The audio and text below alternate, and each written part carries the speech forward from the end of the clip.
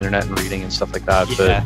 But I just haven't gone back to 2 monitors just because I don't know. I just haven't needed it. I've got a 32-inch, I think this is. Oh, nice. Yeah. My disc is not 9 feet wide either. I think that would have to be a must-have if I did the 2-monitor thing. Yeah. Is it a 21.9 monitor? I don't know. I don't know what the aspect ratio is, but no, yeah, it seems a bit taller than 16:9. Yeah. But it's nice. It's a HP Dream Color. The color thing was really important to me when I bought it, so it's got really good color accuracy. And but now I think I might do like a BenQ. There was one that I was watching on Amazon that's pretty cheap comparatively to what I bought this one for. And I might do that as a second monitor at some point, but I haven't really needed to split it up yet and do 2. But I'll probably be there soon. Yeah. Are we live? Everything's people are starting to file in. So I've just got color bars up and some music right now. They can hear us, but hi, peoples. Hello, people of the interwebs. I'm waiting for it to show up on my YouTube. It might take a minute, looks like.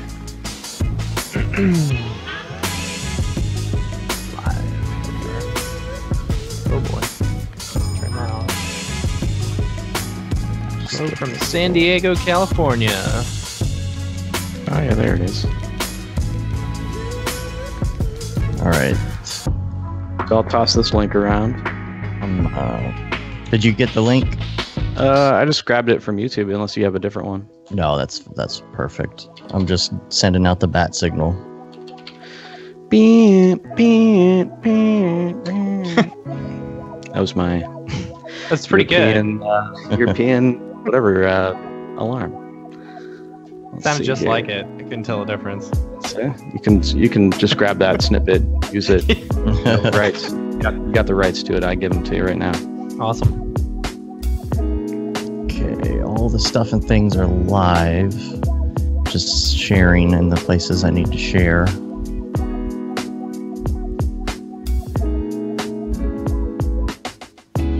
Dun, dun, dun, dun. Oh man. So we've been moving into our house and unboxing stuff and putting up pictures. And this weekend I was like, all right, I got no work to do. I'm actually going to get something done.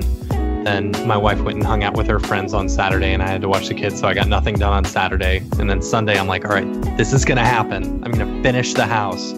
I wake up at 8 a.m. I get all ready, have breakfast. By 10 a.m., we're all ready to start. I go to hang up the first picture, and I threw out my back. Oh. I was out for the rest of the day. It's terrible. That's not good. Are you hurt right now? Yeah, a little bit. Like, it hurts to sit up too far straight. It's like right on my left shoulder blade. So what are you doing for it? Nothing. Taking aspirin. Aspirin? Don't take aspirin. Well, taking Tylenol. Yeah, take like Motrin. Or Advil. Yeah, Advil's good too. But any using the back massager that they sent us. I know. Yeah. Yeah, my kids have been using that thing. Yeah. I'm like, I just feel weird with it, like a robot is trying to give me like a very impersonal massage. Right. It's a sexy robot massage. But it's just like the same amount of pressure, and it's like, Right. Is this working for you? See, that's why you control it yourself. It's just leave it off and just like use it like a towel. Right. I don't know how to work this thing. All right, we're we're live in all the places, so we're good here. So I'm gonna go to our pretty faces and turn off the music so we can start rolling here. Oh, I should probably start rolling my audio. Yes. Okay, everybody start rolling your audios. Oh, okay. Here I go.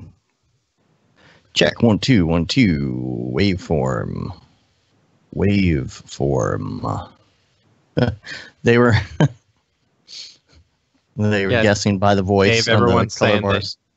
that you're frozen. Your video is frozen. My video is frozen. I love Skype, let me tell you. Yeah, hold on a second.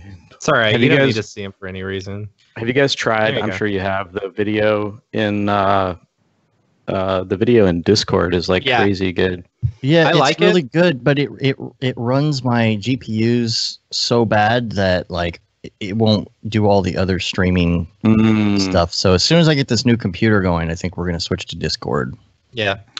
Yeah, we use it strictly just to bounce stuff back and forth, and like if you try to like render while you're you're streaming to somebody, the whole thing just like it's Funny. it's really bad. Yeah, I think we're going to have it set up where there's a computer just dedicated to only the streaming portion so that we can, do stuff in Octane and stuff without it flipping out. Yeah. Yeah, it's a good call. All right. Looks like we are good to go. Oh, man, and Maxon's tweeting the fact that we're doing a mashup, so Yay. sweet. All right. So we'll get 30 viewers this time instead of 20. Right, there you go. All right. If you guys are good to go and you're rolling, let me know. Yeah, I'm recording. Okay. We're gonna do the clap. That's 1, 2, 3 clap, and that'll be our sync point. Ready? 1, 2, 3. Brogrilla. Brogrilla. The clap thing is so funny that like when we were doing before we moved our podcast to Hangouts, we were doing the exact same thing. We were like doing the clap thing. I'm like, there hasn't been a better way to do this yet. I know. I feel like somebody should make a video service just for the live stuff. Well, Hangouts seems okay, I guess, but What is it that what's his name? School of Motion, Joey uses. He uses like a Skype recorder or something like that, like online, and it actually breaks up all the individual tracks together. It's pretty cool. Yeah, that was a pretty slick system, I have to say. Yeah. speaking of which, let me start my call recorder. Check 1, Hey, 2. Kevin's here. What's up, Okay. Kevin? What's up, Kevin, Ryan, Sage? All sorts of awesome Focus. people showing up in the YouTube chat. Liam Clisham, the Liam. 531, Jason. Liam saw the picture of me with hair. It freaked him out, apparently. Freaks me out, too. Now, do you Yeah, well. shave your head? Do you actually like shave it? I do, yeah. I not as frequently as I probably should, but Yeah. it seems to be only when I do video streams or like I'm recording a tutorial. Yeah. In between that, it's just So like you got that 5 o'clock shadow when you haven't Yeah, been on my stream head. for a while. Yeah, dude, I swear to God, I went from looking really, really young to my hair going gray and falling out. Like in like the course of like my 2 kids being born, I think is probably what did I it. can imagine. But yeah, I put out a picture on my Instagram of me when I had hair, just because we were looking through some old photos, and I was like, holy crap, like it's so weird to look at yourself, 20 years ago or whatever it was, and like you're just like, what happened, man? Like, What happened in a good way or a bad way? like both, I think. Yeah. Like, just what happened is just What happened? I don't even remember what happened, really. Honestly, it's been a blur. But yeah, having hair was pretty cool. But I don't have to go. I'll tell you what. I used to shave my head back in the day. Like I had Really? like a year of doing that. Yeah. Because it was different because I had like a thin mohawk all the way down the back, and so I would shave everything but that. But nothing feels better in the entire world than freshly shaving your head and walking outside in the freezing cold. Like that feels just You get it's the seal best feeling in refreshing the meme world. face. Yeah. It is a very odd feeling. Like, yeah. So when I shave my head, it's usually like I have already maybe like a tiny, tiny bit of hair, like really short. But it's amazing how much heat you lose from your head. Like 95% of the heat you lose from your body comes from your head. So I'll shave my head having only had like a fraction of an inch of hair, and it'll be cold. Like I'll be cold at night. I'll have to like put something on my head to like keep warm. So, I mean, my wife has a crazy full head of hair, and I'm always like, how do you even exist? Like that's gotta be so hot. Like that's like insanely hot. Like I can't deal with just my fraction of an inch of hair. But yeah, first of all, we have to see photos of you in a mohawk. I think that's a must. I've only got, well, it was a very short mohawk, you know? So it was kind of like a taxi driver mohawk. Is that what you're saying? Yeah, exactly like that. Yeah. That's kind of psychotic. Yeah. I never would have thought that. Tough guy. Yeah, I don't know if there's a lot that exists. Let me see. I can probably find one on Facebook or something. But yeah, that was during a bad time in my life. I didn't like taking a lot of pictures. I call those all the years of my life. Right. All right, y'all ready to get started? Yeah, might as well. All right. I'm going to do the regular intro-y thing, and Matt is going to introduce you, and then you say hi, and then I'm going to go into the whole Brograph is spiel, and then we'll get into it. Sounds good. All right, here we go. What up, bros? Welcome to another Brograph Brocast. I'm Dave. I'm Matt, and joining us today is our dear friend from Grayscale Gorilla, Mr. Chad Ashley. Hey, guys. And Brograph is a supplement to our site, Brograph.com, which is a motion graphics tutorial site with tutorials, plugins, podcasts, and other MoGraph stuff. And on the show, we talk about everything ranging from motion graphics to Cinema 4D, After Effects plugins, render engines, doing business, doing taxes, being a contractor, or working for the man. And you can email us, Brograph at Brograph.com. If you're not one of the many hundreds of people that are already in the Slack talking about things anyway, we do enjoy the occasional email. That's Brograph at Brograph.com. And this week, I think, is going to be a lot of fun. Yeah. What have you been up to, Matt? Are you all settled in, or are you still unpacking? Yeah. Still unpacking. I was telling you guys this before the show that I was so excited to get everything unpacked yesterday. I woke up early, 8 o'clock. You know, by 10 o'clock, I'm putting up the first picture frame, and as I'm lifting it up, I threw out my back, and I was gone for the rest of the day. So I haven't done anything. Yeah. Your wife was probably like, "Oh, really?" Yeah. But sure, you did. I got my desk, got my brand new desk all set up. I think it got delivered last Tuesday, and dude, it is massive. It's a 9-foot long IKEA countertop on top of some Alex drawers.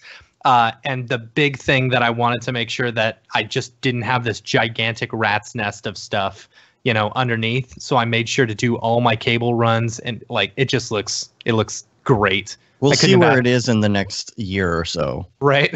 See how long you can keep it that way. Yeah, right now I've already got like a cable just hanging out, you know, for my microphone because I didn't have that hooked up. But see, that was my big question. It was going to be like with the computers hanging on the walls, what happens when you get the hard drive with the little 1-inch cable on it, and you're like, right, you just hang it, just let it hang from the cable. I've got a couple of extenders, USB extenders that I'll probably have hooked up, but I don't know. Make sure you get that USB 3. Get yourself some industrial Velcro. Yep. And like, I mean, I don't know how you feel. You don't probably want to Velcro it to your wall, but I've Velcroed stuff to my actual case, like just like hard drives that are short. I'll just like Velcro them to the side of my case. And man, Velcro, you forget how useful that stuff is. Yeah. It's like, it's crazy useful. Yeah. I've got a Velcro. I bought some of these earthquake like Velcro things that you like basically drill in the wall, and then you Velcro them to your cabinets and stuff in order to keep them from falling down. So if your kids do you guys get earthquakes there? No. Well, we do in Irving, but they're like 2.0 on the Richter scale. Yeah, it's from all the fracking. Yeah. We get the, Yeesh. But I bought some of those because so like I didn't think they'd be very strong. Well, it held for 2 years in my last house, and as I was taking it off the wall, it completely ripped off the top layer of varnish off of my shelf. So I was like, okay, these are pretty good. I'll order more of these. Yeah. So anyway, got the desk all set up, good to go. I got my new P3 case replacing my P5 case, so it's all open air. It's white. It's a white one, and I've got the red case with the white lights, and then a white case with red lights. Very contrasting, super cool, you know. And then I hung them both on the walls. That's the one thing I love about these cases is that like you can either set them down flat, you can put them upright, or you can hang them on the walls. So I wanted to hang them up on the walls. So I bought a couple of cheap, you know, TV wall mounts and just put them right up there. And I'm really happy with the way it turned out. That's nice. Yeah, the whole desk like was only $400 altogether. It's like that's a really good price for a 9-foot long desk. That is good. Yeah. Sage in the chat said, "My back went out, honey. That's why I'm playing Halo all day." Sounds about right. I need a TV first in my office before I hook up the Xbox. Right. So that's what I'm holding out for. Speaking of your setup, what was the deal with your Razer keyboard this week?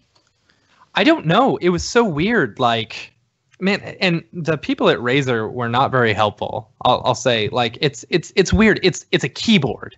It should just work. You know, I've never had a keyboard that I've had issue with up until I got this Razer keyboard. So like, that's the one thing you would never want to have a problem with. Right, exactly. Right. So, you know, I have to go grab one of my old Apple keyboards and plug it in order to try and even type to the customer service guys. I'm like, it works in all my other computers, but it doesn't work in this one. It just stopped working for some reason, you know? And then they're like, oh, we'll try this and this and this. And then finally they're like, we can't help you. You're going to have to contact Microsoft. Like, what? So that's really weird. I ended up doing like checking to see if there was an update because their whole like I threw it up on the subreddit, the Razer subreddit, and they're like, well, you may have to like, you know, wipe your system and start over. I'm like, I'm not doing that for a keyboard. Right. You know, if anything, I'll just go back to an old keyboard and I won't use this keyboard anymore. So I just checked to see if there was an update to Windows, and there was, and sure enough, it worked. Worked fine. So I guess it was a Windows problem, but still, like, it was working fine a day ago, you know, a day before that. So, I don't know. Razer's weird. I find that there's, I don't know, especially with, like, your laptop and stuff like that, you've got major issues, and some of the keyboards and stuff, I don't know. Sometimes when my mouse stops working randomly, I got to unplug it, plug it back in. Yeah, that happens with my webcam all the time. I bought a Razer mouse, but I swear to God, I've never had a device, a peripheral that needed to install so much crap. Yeah. Right. And then like every time I started, it's like, oh, the Chroma thing is running, blah, blah, blah. And I'm like, I don't care. Yeah. Yeah. And so you can do lighting effects with your mouse. That's my hands over it all day. Like I can't see it. That's funny. Yeah, my mouse. I didn't want to get the Razer mouse. I got the Logitech Power Pad, you know, where it's like the actual mouse pad that powers your mouse, so it wirelessly charges, and I like it a lot. It's real nice. Anyway, so some other things from this week. Amit got married, so congrats! I just wanted to throw that in there. The dude who is the master at handling the Cinema 4D plugin of Octane. Yes. He's the man. So he got married. Yeah. So, were you guys there? Nope. No, we weren't invited. No. We didn't get an invite. No. I saw the Facebook post, though, and I was like, dude, congrats. Let's see. The Monday morning meetup thing happened this morning with behind the scenes with the Oppo X spot by Somei. Yeah, and that was cool. So it was very cool. We'll be posting the meeting. It was recorded. We'll be posting that hopefully later today or tomorrow. We'll see. And David Ariev, by the way, is going to be live this week with us on Thursday at 8 p.m. Central. He's going to be going over the behind the scenes on his latest video that he rendered, that he modeled and rendered, which is awesome. If you haven't seen that, go check that out so you know what you're in for. And other little minor things. Speaking of Slack, if you're not on our Slack, check that out, brograph.com/Slack. And Zubair is back in the mix. Zubair is like back around. He's been missing. He's been gone. And so he's back, and he made a Brograph theme for Slack, which I didn't even know you could do that. Oh, sweet. So that was pretty cool. So, Chad, we're excited about Half Res. Yes. You better be. Tell us about what's going on there. Who's going to be there? Oh, man. Everybody that's anybody will be there. And I think that, we got a new venue this year, which is fantastic. I'm excited about that. Yeah, the old venue was totally fine too, but we kind of were starting to outgrow it a little bit.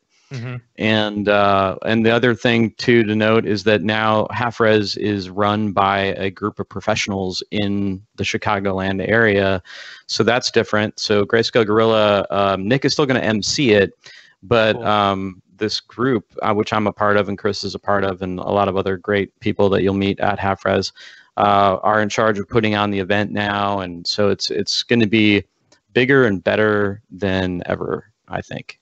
That's awesome. Yeah. And who's on the bill right now that you've got announced? It's Andrew Kramer, right? Yep. That's the big name. And then we've got somebody that I'm a big fan of, Donnie Bauer. I don't know if you know who Donnie Bauer is, from but the Mill, right? Yeah, he's recently from the Mill. For years, he was a CD at a Chicago shop called Optimus, which he worked there. I worked there a long time ago as well, so it's got a kind of a soft spot in my heart. And he and I are good friends, and he's a really great guy, really great presenter, really talented dude. And so he'll be talking about his work at the Mill. And then I don't think we have our other presenters confirmed yet, so I can't say anything about those, but they are going to be equally as awesome. That's cool. Sweet. Very cool. You guys are coming, right? Yes. Oh, yeah. We will be there. You got to get that other skateboard, right? Yes, I do. That's right. Got to complete the collection now. Yeah. Yep. So,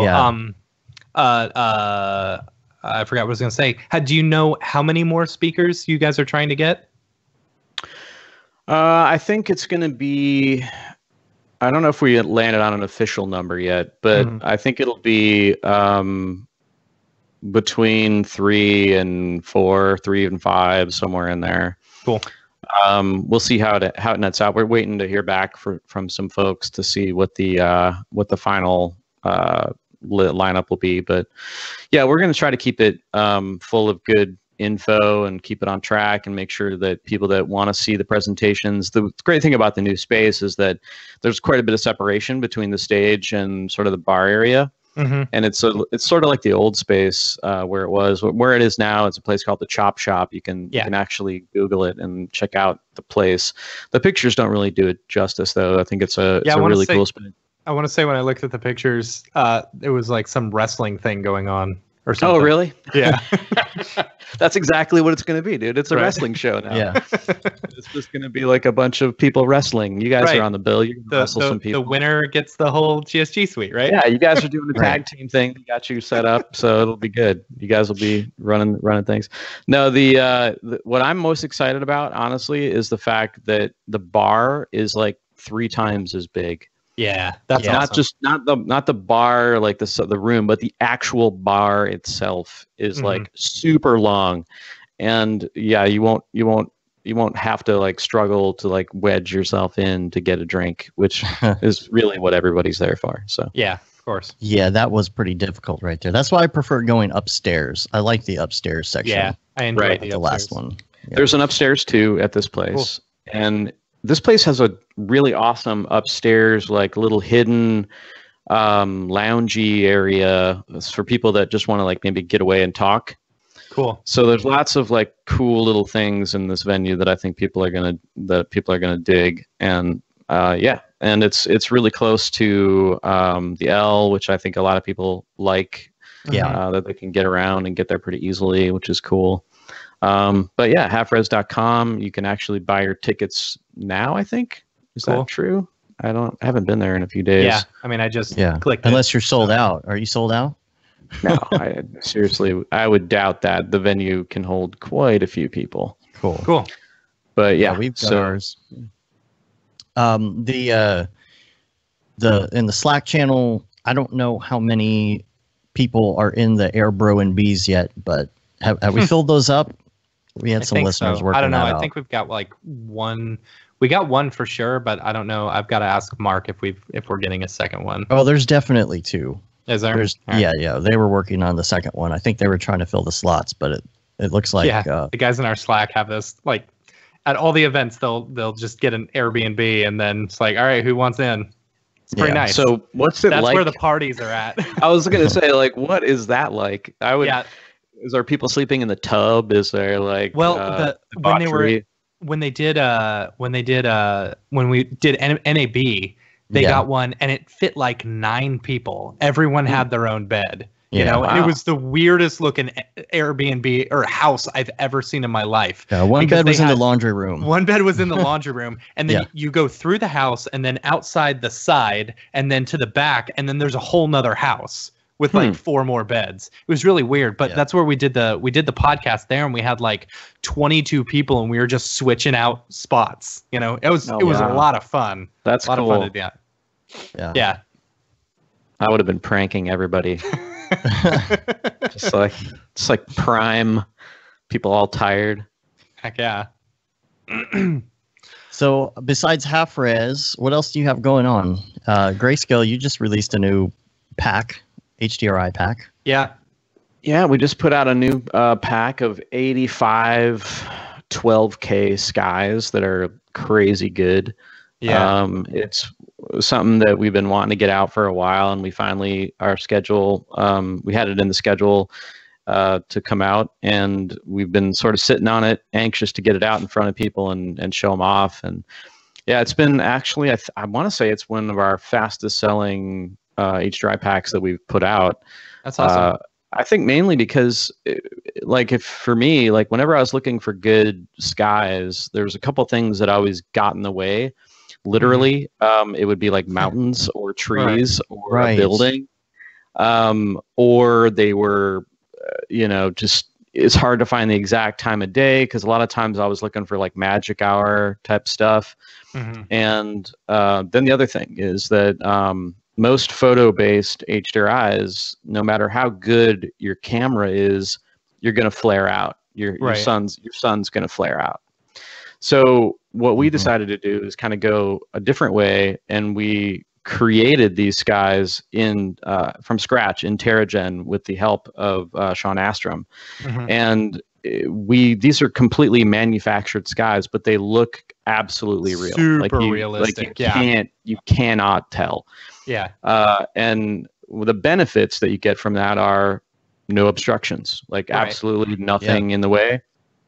And then the other huge... You probably get a bit more control as well, right? Oh, completely, yeah. You can use them as background plates because they're 12K, they're huge, so you don't have to worry about I got the sky, but I can't use it as a background because when it's, rendered out, it's not really super great. And so the thing is that we wanted to make sure that that you could use them as backgrounds. And then the other thing that was super important to me was the dynamic range had to be amazing because I don't you can tell a good one by a couple different things.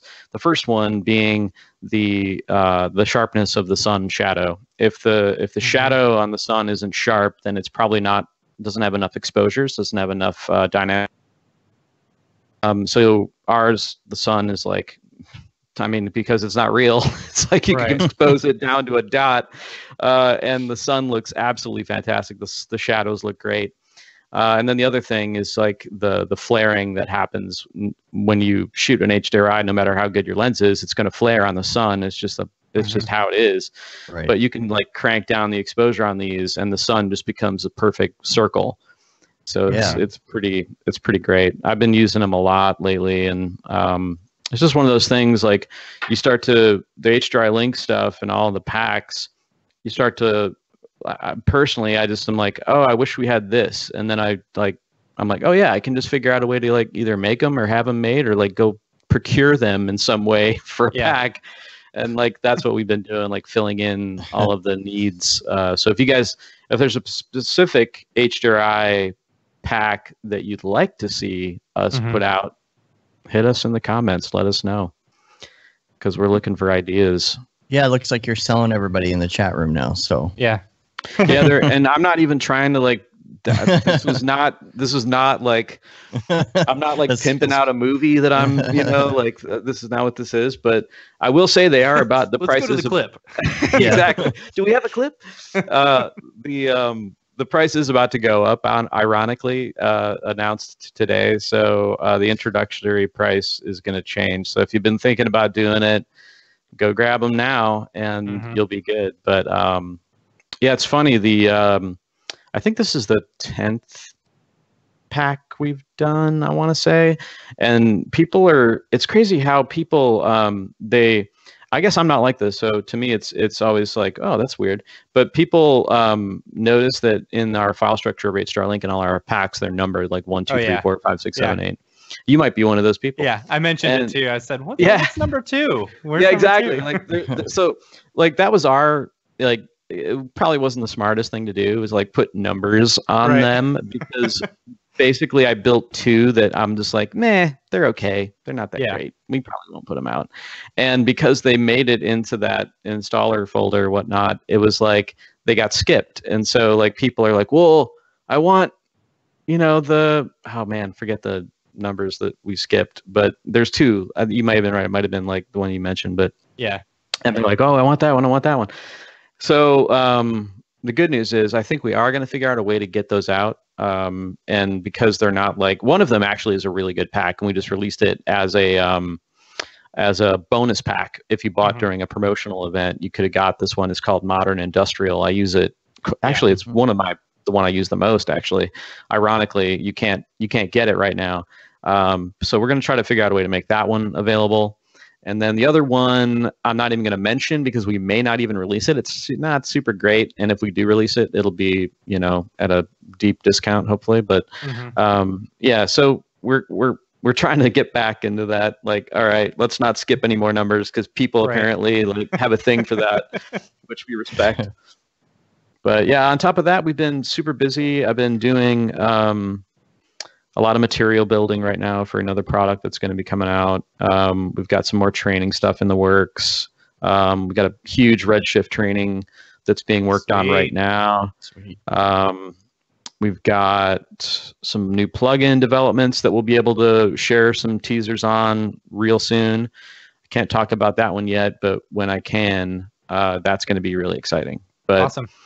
Yeah, we've been working our butts off, man. Yeah. Just like nose to the grindstone kind of stuff. That's good. Is the new season of Ask GSG coming soon? Yeah, it just wrapped. Season 4 just wrapped. Okay. This year we pre-sold season 4, so you could actually watch it while it was happening. Like if you, cool. Like basically it just meant that Chris is uploading the videos as he finishes them rather than waiting until the end of the season. So if you wanted to watch them at your own pace, you could easily do that anytime. Season 4 just wrapped. Nick and Chris and I all showed up for the finale of season 4. So if you haven't seen that, you should definitely check that one out. That was a great one because we sat down and I showed Nick how to use Redshift. Yeah, I think I heard someone talking about that on Twitter, and saying how excited Nick got about Redshift. It was the most fun like interaction of showing somebody technology that I've ever had. Like because he's like got this perpetual like kid in a candy store look on his face and like a whole new world like is like going off in his head, and like his eyes are just lighting up and you could just see the gears kind of turn, and he's like, yeah, I'm done, man. I gotta get a PC. It's just over. I can't. Oh, I can't man. do this. I don't think you may say he's going to get a PC, but I'll believe it when I see it. I'm kind of with you on that. Yeah. But I don't know. I think this might actually happen. I think it's gotten to the point where it's just like kind of a no-brainer for him, and I think he's just like, I can't.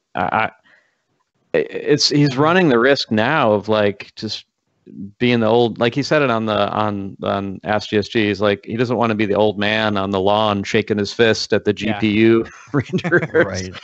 Right. So it's like, yeah, he's got to do it. And Chris's machine was kind of the perfect thing to show him what it could do and what sort of like artistic calls you can make really quickly with that technology. Yeah. There's a question in the chat about, you've been posting some materials or something on Twitter. I have, yeah. So I guess I can doing a lot of stuff in Substance, right? I started learning Substance about a year ago, and sort of ramped up in the past like 6 months because I've been really wanting to put out a material library product. And I have this very specific idea in my head of what I want it to be. And it's, I don't know if you guys follow the EDC movement or the everyday carry sort of thing, but the idea of everyday carry, I'm sure you've seen. That's like the backpacks and like, you know, what all you have in your, I've seen that. I'm a super nerd for that stuff, just so everybody knows. Like, I really enjoy seeing what people bring to their job every day. I find it very interesting, all walks of life, all sorts of professions.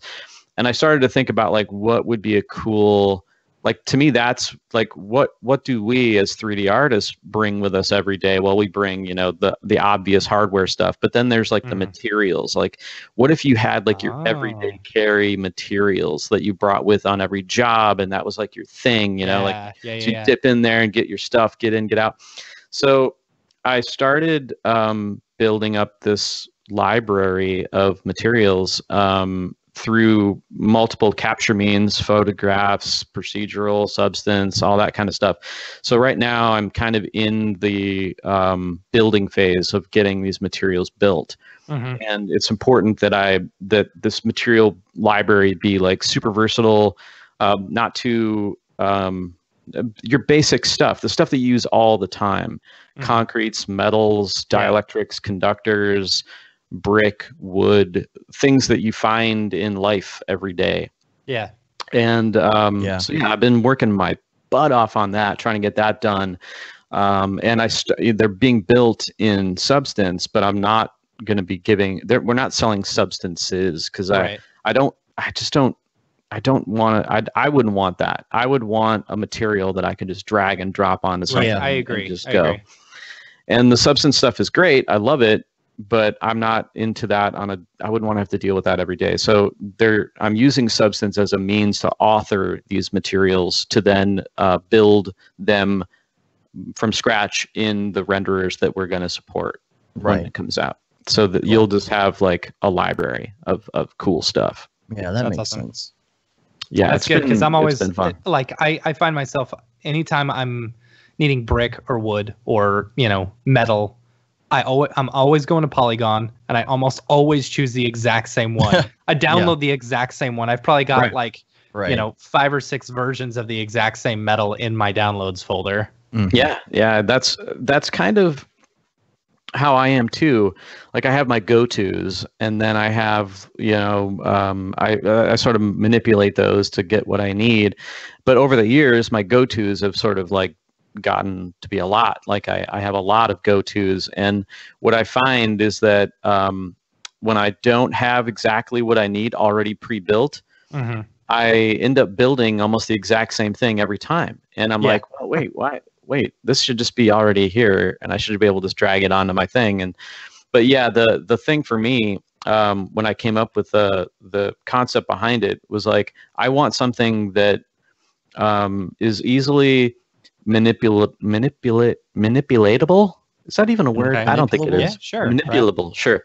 So the idea, like, a couple people were like, "Oh man," I told my couple of my friends about what I was doing. They're like, started sending me these pictures of like, "Oh, you should do this. You should do this," and it's always like this, like, super grunged out like thing. And I'm like, dude, I love that texture. That's a really cool texture. But what I don't want to do is I don't want to handcuff anybody into a specific thing. So if you want to grunge up whatever these end up being, go for it. Grunge them up all you need. But I want to create something that is what I would want, which is a sort of baseline. Like, I want a baseline concrete that just looks good, tiles well, all the maps are there, everything works perfectly. Boom, bring it in, done. If I want to add grunge to it for whatever the project needs, go for it. But I don't want to make those calls for people. No, I like that. That's cool.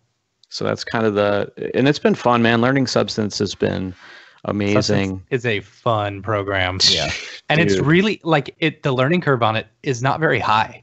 Like No. you can learn that really quickly. Especially if you know Espresso and you work with nodes and Yeah. Yep. I always tell people, like, if you know materials, node-based materials, or if you know Espresso, or if you know compositing, then you'll be able to pick it up. If you know if you know all of those, then you're going to love it. It's going to be like, what? And when I finally got comfortable with it, when I finally got in there and I could make something from a reference in a relatively short amount of time, I was like, I don't ever want to leave this program. Like, it was like so fun. And like, it just became sort of like second nature to use it and like to manipulate it and get what I wanted. But yeah, what I found to be the most challenging was finding good training for it. Like it's hard to find good training. They have their own Substance, what do they call it? Academy. But what I found to be the most, and I'll probably end up doing some training on this because it just needs to happen. What I found to be the most helpful was not like somebody saying, okay, here we are, we're going to build this paper texture from scratch. And what I found more useful was the videos where somebody had already made the substance, and the video was just them walking you through the map, like walking you through the substance. Yeah. And because to me, like, and the reason that became really good for me to learn it that way, because everybody does everything differently. There's a million nodes that do all the same thing. You can approach a material from any direction and sort of almost hit the same goal. So for me, looking at the entire flow of somebody's substance and watching them break it down piece by piece from the first node to the final result was a great way to see their choices that they made. And like, oh, I would have never thought to use this and not that. Like, that's an interesting way to think about it. Or inversely, if I really just needed prescriptive way of doing that, like, how did he make a random color right there? I need to watch this video and find the part that he does that. Right. Where and like, that's hard to find. Like, that's hard to find. So I think once I'm done with the material library, I'll probably take some of those substances and go back and make training out of them and be like, so you may have seen this brick, like, here's how I approached it. There's a million ways to do it, but here's how I did it. And I think that would be helpful. The other thing that I'll say is that if you're looking to learn Substance and you are looking at videos and looking at results and whatnot, and you're seeing any of the stuff that I've been doing lately, I would say that there is a little bit of a stigma about using photographs with your substances. And I am going to say that most of my substances, most of my materials are about 50% photograph based. I'm not like a completely procedural all the way. Yeah. And the camera that I'm actually doing this this podcast with is the camera that I use to shoot all these textures, which is why this camera is so ridiculously overqualified for a webcam, but it was just sitting in my office not doing anything. So I was like, you're shooting them yourself. Yeah. So yeah. So do you do like special lighting setups and all that when you, in order to make like normal maps, or like what is your process? Yeah. So I don't, I early on realized that I was not going to have the time or the means to do like full on scanning of stuff that I wanted to scan. So I made a list in Google Sheets, and I just listed everything that I would want, like wish list of materials that I would want in this thing.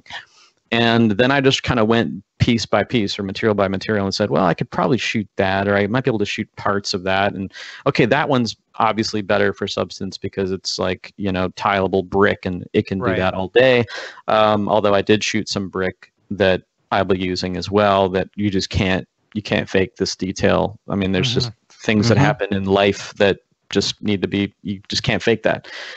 So I kind of like broke it down like that. And then the things that so there's no real, I guess the short answer is there's no real technical trickery going on. I'm not doing any scanning. Everything is just trying to photograph it in the flattest, most even light as I possibly can. Yeah. So I went on some texture hunts. Gosh, it was probably 10 months ago now, maybe more.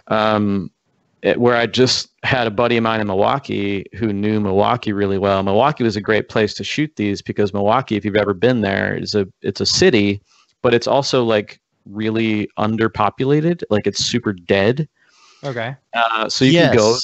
Yes, Yeah. I went to that museum once in the morning to take photos of it. You know, the art museum that's out there. That's it. That's in the 3rd and the 7th. Yep. Yeah, that's and awesome. Just like nobody was out there. It was like 10 o'clock in the morning, and I was the only person around. All the parks, everything. That's how that city is, man. Like it's crazy. So I have a friend at. Okay, so this is going to blow your mind. So the guy that you already know this guy because this guy had his hands on the boards that are in your background. Oh well, there you go. Oh. Okay. So my buddy Tim Chiappetta, who I've known forever, he used to work at the skate shop that I would go to all the time. He actually works at an agency in Milwaukee, and he also teaches motion design at MyAd. So he knows kind of what I'm after. We're good friends, and he was like, "Hey, I'll drive you around Milwaukee, and we can do this texture hunt." And so for a couple of days, I went up there and we got in his van. He went so over the top, like he bought like craft services for the van and like stocked it up with food and drinks and all this stuff. And like we just drove around Milwaukee for 2 days, shooting as many things as I could. Some of them were just going to be for reference, and some of them actually made it into some of the textures. Mm-hmm. But yeah, Milwaukee was perfect because it was like I could shoot concrete without having to wait for a car or wait for a person or wait. So I got a ton of concrete from that expedition. That's cool. Yeah, and then I had plans to shoot a bunch of wood. And I was going to like try to source large pieces of wood. And then I ended up learning Substance so well that I was like, screw it. I'll just do it in Substance. I was going to say, I think I've seen you do some really nice looking wood stuff in Substance. Yeah. If you sort of like work with reference up all the time, and I'm a huge PureRef fan. If you haven't checked out PureRef, please do.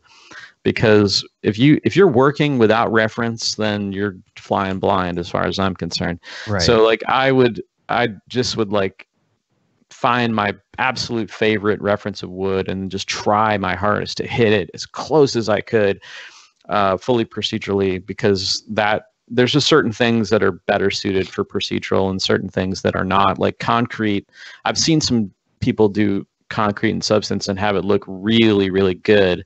Mm-hmm. But I can get there in a 1/10 of the time if I take my camera out to a good area with good concrete and just shoot the hell out of it. And I come back with like little subtleties that you'll never get procedurally. Yeah, because concrete, what else? Grass and wood, it's so easy to spot the tiling in those. Yes. Oh yeah, completely. Like, and it's really, that's another thing too. Like the tiling thing was a huge thing for me too. And I have done, I've used like, what was the first one I used? I used to use this tool, Crazy Bump. I used to use Crazy Bump back in the day. And then I used Bitmap to Material, which is also by Algorithmic. Mm-hmm. And then when I was starting to think about this texture pack thing, I was like, man, should I use Quixel? Should I use All Photos? Should I use this? And it's sort of like, I ended up like going from Bitmap to Material to like downloading a demo of Substance. And then once I opened up Substance, I was like, oh, dude, it's over. This is it. Yeah. I found it. And then Yep. I've been in there like ever since, I think. Speaking of the tiling thing, so, I recently moved into our new house and stuff. Mm-hmm. And when we were doing our initial, like, okay, what kind of tile do you want? The bedroom, bathroom, blah, blah, blah. I didn't opt for the bigger, neater, more expensive tiles for our bathroom. And I really wish I had, because as a 3D animator, I go into my bathroom now and I see that it's just the same 2 or 3 tiles printed, you know, and turned different ways. And I'm like, oh man, I see the repetition in it. And I I have to, like, it's on my list to rip apart all the tile in my bathroom, because I just can't deal with that. Yeah. I just can't deal with it. I noticed that. I mean, that's huge in like linoleum. And I remember, I guess it's because when you're a kid, you spend more time on the floor. Yeah. But I remember as a kid playing with cars and stuff, you would see the same things and even see shapes. Oh, that's the bunny. I know where the bunnies are in like these different areas of the house because they're the same linoleum. Yeah, we're trained to pick up that stuff, and it's kind of ingrained now in our brains. So that's, yeah, man, the tiling thing, it's hard because, like, for me, when you're doing materials, you never know. I'm usually working in 2 scales. So I built everything sort of to work in 2 different scales, 2 feet and 10 feet. And the reason I picked those numbers arbitrarily, because most of what I do is going to fall into a 2-foot box or a 10-foot box. Okay. And I feel like that's a pretty standard size in terms of like what we're making in 3D and whatnot. So it needs to be able to, whatever the material is, it's got to be able to work in one of those 2 boxes, depending on what you're making. So for instance, the wood that I made, it'll work in a 2-foot box. But if you step back to a 10-foot box, how often do you ever see a solid 1 piece of wood that is 10 by 10? It just doesn't exist. Trees are not that big. Right, so right. It doesn't work that way. So, but my wood floor textures work awesome in either 2-foot or 10-foot. So that was like another thing that was sort of like, when you start to work in materials, like those things, you don't even realize how important they are until you start working with textures that don't work in those scales. And you're like, oh shit, like I can see the tile in this 10-foot. I got to blend it with another version of it and like offset it and like try to do some trickery and like, and you'll probably still have to do that with these to a certain extent. But yeah, the thing is, it was super important for me to make sure that they worked in those 2 different scales, because a lot of what we do falls in those 2 different arenas. You're either doing a product in 2 feet, or maybe you're doing something like a room in a 10-foot or something. Yeah. No, that's smart. That's really smart. Yeah. Yeah, I like that. So let's move on to some Ravcock. What's your flavor? What's your flavor? What is your flavor lately, Chad? This is our Render Wars. This is our Render Wars. I was like, we abbreviate the engines and put them into one. But then a bunch of them go away, and it's like, is this a flavor of ice cream? Like, what are we talking about here? Yeah. I am, you know where I'm at. I'm always. Yeah, I know. You've been in Redshift and Arnold, you know, but are you finding yourself more in one or the other?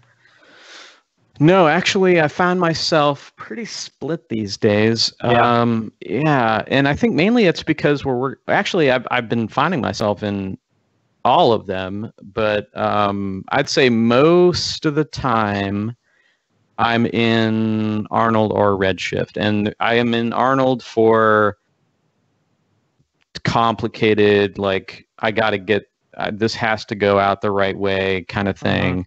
And I'm in Redshift when I'm like, oh, I'm just going to fool around and make some cool stuff and maybe play around with this look or that look and fast turnaround kind of stuff. But yeah, that's kind of like my brain goes like that. Like, okay, what am I doing? Am I just messing around, beta testing something? Okay, then I'll use Redshift.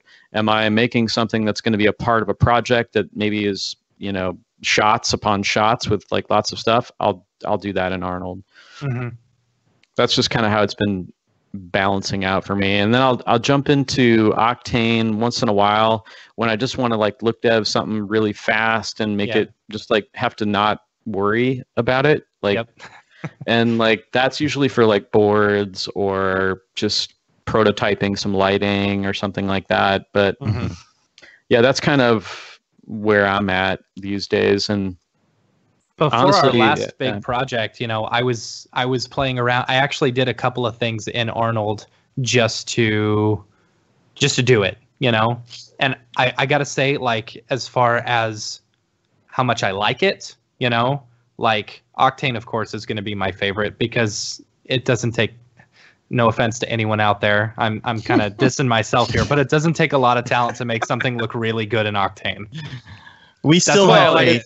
We still have faith, you know. Yeah. Yeah, I mean, it's fine. It's one of those things, like you get what you get, you know, and for me, I pick the renderer based on what I need for that particular thing, and if it doesn't fit, then it doesn't fit. But I will say, if the renderer burns me, and I hold a grudge. Yeah. And I don't appreciate. Let's just say, like, if a tool repeatedly burns me, then I'm most likely not going to endorse it, use it, talk about it. Yeah. And so then, that's if I'm quiet about a renderer, it's probably because it's either just not on my radar, which is totally the case with some of them, and then, or I just don't feel like it fits with what I need, and I find it to be troublesome in some way. Yeah. But Arnold, man, it's like I like it. It is a tank. I like it a lot. It's a tank. Like you can throw so much at it, and if you have the thing for me is like a friend of mine was like telling me, he's like, yeah, I'm doing this Arnold job. I'm like, oh, that's cool. He's like, yeah, it's great because I can rent the license. And then I can rent the license for like what? It's like $60 a month or something like that. I forget what month. Yeah. And then he throws the job up on Pixelplow for like dirt cheap cloud rendering. And now he's turned a job around and he can go back to not renting it and just working with Watermark or whatever. And I'm like, dude, that's a great way to work, because now you're just spending money when you're making money. Yep. And that makes a lot of sense. And and you someone can kind of pass that cost off to the client as well. Yeah, you know? That's exactly. He said that. Yeah, add an extra $60 in the rendering stuff. You know, there you go. Boom. Yeah, absolutely. And then there's all the little comforty, like security blankety things that Peter Horvath has done with the plugin that I just absolutely love.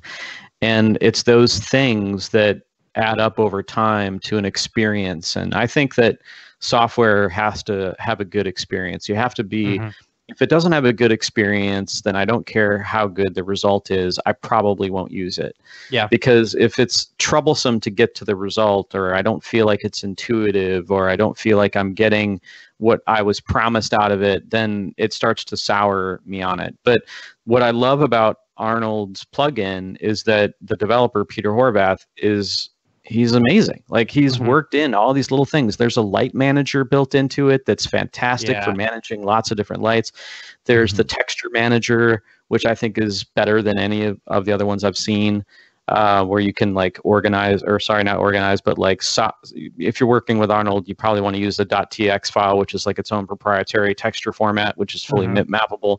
And it's got this great interface for managing that stuff.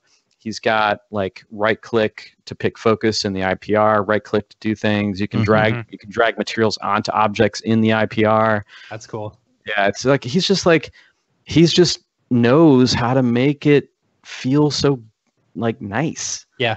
My biggest problem that I've had with it, and I know it's just because I haven't done a lot of it, is just making it clean, you know, cleaning up all the noise and stuff like that. Yeah, that's always going to be the problem with that type of engine too. Yeah. And I think that I don't mind. I'll wait. And I've talked to lots of different Arnold people about this too. And I think it's just about like, what are you okay with spending your time doing? Like, are you okay with, like, for me, I don't care if my render takes 8 minutes. Like, that's fine. Like I'm fine with that. If I can get to the point of a really kick-ass render faster because of all these little warm, snuggly blanket features and whatnot, and I just get the way that I like it to look fast, we'll send it up to the cloud, let it render. Yeah, you know, like I'm cool with that. I mean, would I like it to happen in 2 seconds? Yeah, of course I would. Would I love it to be noise-free in 5 seconds? Yeah. Yeah. So are you like, say, for example, if you're saying you don't care if it takes 8 minutes or whatever, are you just, I'm sure there's other things you can do in order to make it cleaner, and you probably got those tricks, but is it just ever like just all right, throw more samples at it, Cranking it up. Yeah, and then send it to the cloud. There's definitely like knowing where the noise is coming from is a huge thing in all the renderers. Just like knowing like where, okay, this is noisy. Okay, well, where is it noisy? Is it noisy in the indirect spec? Is it noisy in the diffuse? Is it noisy? Where is that coming from? Right. So then you can start to like, you can start to dump more. What's a good metaphor for it? I guess like you have money. Dump you more fuel on the fire. Yeah, fuel or whatever. Like throw more fuel into the indirect spec fire, but just know that that's gonna be costly. There's no, and then the other thing that I think a lot of people make the mistake of is they'll be like, "Oh, Arnold's so slow," and it's like, okay, well, yeah, I mean, I'm not gonna lie, it's not super fast. You're right, absolutely. But where did you put your money? Did you put your money into your CPU or your GPUs? Right. Oh, well, I got 3 1080 Ti's and I got an i7. I'm like, well, man, that's not, I mean, it's not magic. Like if you took that money and you bought like, the Threadripper or some, i9 latest greatest, then you'll have a different experience. Will it be as fast as Redshift or Octane? No, it's not the same engine. It's a completely different thing. Yeah. But it'll be faster. And I think that's really, for me, like what I think a lot of people don't understand about CPU rendering in general is it's not dead. It's very much alive. Every studio that I know hasn't fully made the commitment to GPU rendering because it's just very expensive, power consumption heavy, whatnot. They still have CPU based farms. And the beauty of the CPU renderer is that the time to first pixel, you guys have heard that before, like that term, time to first pixel. This means how fast when I hit the play button on the IPR do I start to see something. Right, that's going to be always faster on a CPU. Well, not always, I'm sure. I'll eat my words in like 3 months, I'm sure. But it's going to be faster on a CPU than it will on a GPU. It doesn't have to take that entire scene and move it over to the GPU. Right. It just, boom, starts. And when you're in production and you have large assets and large textures and lots of textures, that becomes really, really important. You could, on some renderers will give you a 30-second time to first pixel, a minute to first pixel on some of these GPU renders if you have a heavy scene. That's not going to work for a lot of people. So it's really a balance, like it's always this balance. And I think GPU rendering it's here to stay. It's definitely going to be the only game in town in like 3 years. Yeah. But right now, I think there's still enough reason to back CPU rendering, whether it's physical, Arnold, Corona, whatever. There's still a lot of great choices out there, and really that's what it's all about, is like we all win when there's like a million different awesome choices. So with the GPU stuff that Arnold is hinting on, like some of their Twitter posts and stuff like that, I mean, I know it's taking a while. I would have thought we would have seen something by now. Is it because they're completely different and they have to match, right? You have to be able to flip a switch from CPU and GPU and they match. That's a choice you make. So you saw Arnold, teasing the GPU thing and saying it's going to be 1-to-1. But on the other flip side, you got RenderMan, who is basically saying that, hey, check it out. We've got XPU, which is basically the same if you're on GPU or CPU. And they're basically going the other way around. They're saying, all right, listen, to get parity on GPU versus CPU is going to be very, very hard. Would you guys be okay if we got it pretty dang close while you're doing look dev, and so that when you sent it to the CPU farm, you couldn't tell the difference unless you brought into some Nuke or Fusion, Photoshop, whatever, and like A/B'd it, and you're like, oh yeah, there's a little bit of difference there. And I thought that was really smart, actually, because it's basically saying, okay, we know it's headed that way, but we're willing to basically they took a method that I think is very smart in saying that, listen, most people want the GPU rendering for the interactivity. Mm-hmm. They want it for the fast interactivity. And there may or may not, most not, don't have GPU farms. So that's not a super big concern for them because most of their customers are obviously studios. Right. So they went this route and they're like, cool, we're going to get you pretty close. You'll be able to look dev, do all your shading work, your lighting, all that stuff pretty close to real time using the GPU. And then when you send it out to the farm, it looks pretty much the same. You're all good. I thought that was really smart. I thought, on the other hand, what Arnold is doing, if they can do it, and I think they can, is saying that, hey, we know that pipelines are going to be mixed in the next 5 to 10, maybe even sooner, years. And we know it's going to be important for you to be able to not be restricted based on, is it CPU, is it GPU? I don't know. Do I have that machine? Do I not have that machine? Can we rent more machines? Can we get that machine? Can we send it to the cloud? So they're sort of saying, let's take the hard road because I think it's going to pay off better in the end. And that's sort of what they're doing.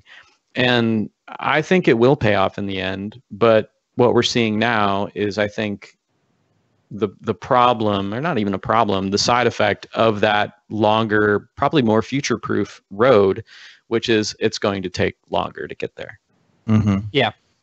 I saw your post too about RenderMan this week. Is there anything else that's in the? I didn't get to read the article. I just mentioned something about like true transparency for motion graphics, and I did see that. That there's yeah, I think that's great. I love RenderMan. I've always wanted to use it just because I think it makes beautiful images, and I want it inside of Cinema 4D really, really badly. Yeah. And I'm bummed that we can't seem to make that happen. And it came close. I think it might have been the first SIGGRAPH that I did, or I think it was SIGGRAPH that I did with with Maxon. I actually introduced 2 people from RenderMan at a stream at the booth, talking about RenderMan that was coming to Cinema 4D. And then after that, I think I remember that. No, I think that was NAB. NAB. That was NAB. NAB. Right. Yeah, it was like the last day of NAB. Yeah, exactly. Yeah. And so then I was like, oh man, this is so rad. Like, this is going to be great. I can't wait. I want to play with it. Get me on the beta. And then it just sort of fizzled out and never came around. And I was just so bummed by that because I was like, man, this is really, dude. I mean, the images you can get, the amount of just the sheer scalability of that renderer is insane. So yeah, I would love to see it happening in cinema. Maybe someday it'll still happen. I'm hopeful that they can still make it happen. Yeah. Couple other things for our render section. There's a quick link I wanted to talk about. Travis Davids, who has done quite a number of different projects that and plugins on Gumroad, did 100 tileable displacement / alpha patterns. This is pretty good. I think it's a great thing to have in your library, so we'll put a link to that in show notes. And there's also going to be a link in there about GPU pricing dropping, and what's the best time to buy and such. If you're not going for an 1180, if you're not waiting for an 1180, if you're waiting for an 1180 so you can buy a 1080, it explains the best time to purchase. Because if you're doing a system right now, building a system, a couple months ago it was awful. Yeah. It was just insane. You couldn't get a card, and now we're at the point where you can get a card for a decent price. They're coming closer to MSRP, and the 1080s are supposed to drop in price when the 1180s come out. And what the article says basically is once the 1180s come out, the 1080s will drop, but only for a certain amount of time, until they're starting to run out of product. So if you're interested in planning ahead on that, I know I am because I'm building a system, but I'm waiting for the 1180s, honestly. But it's a good article to check out on there. So that's a Tom's Hardware post. We'll have in the show notes. Cool.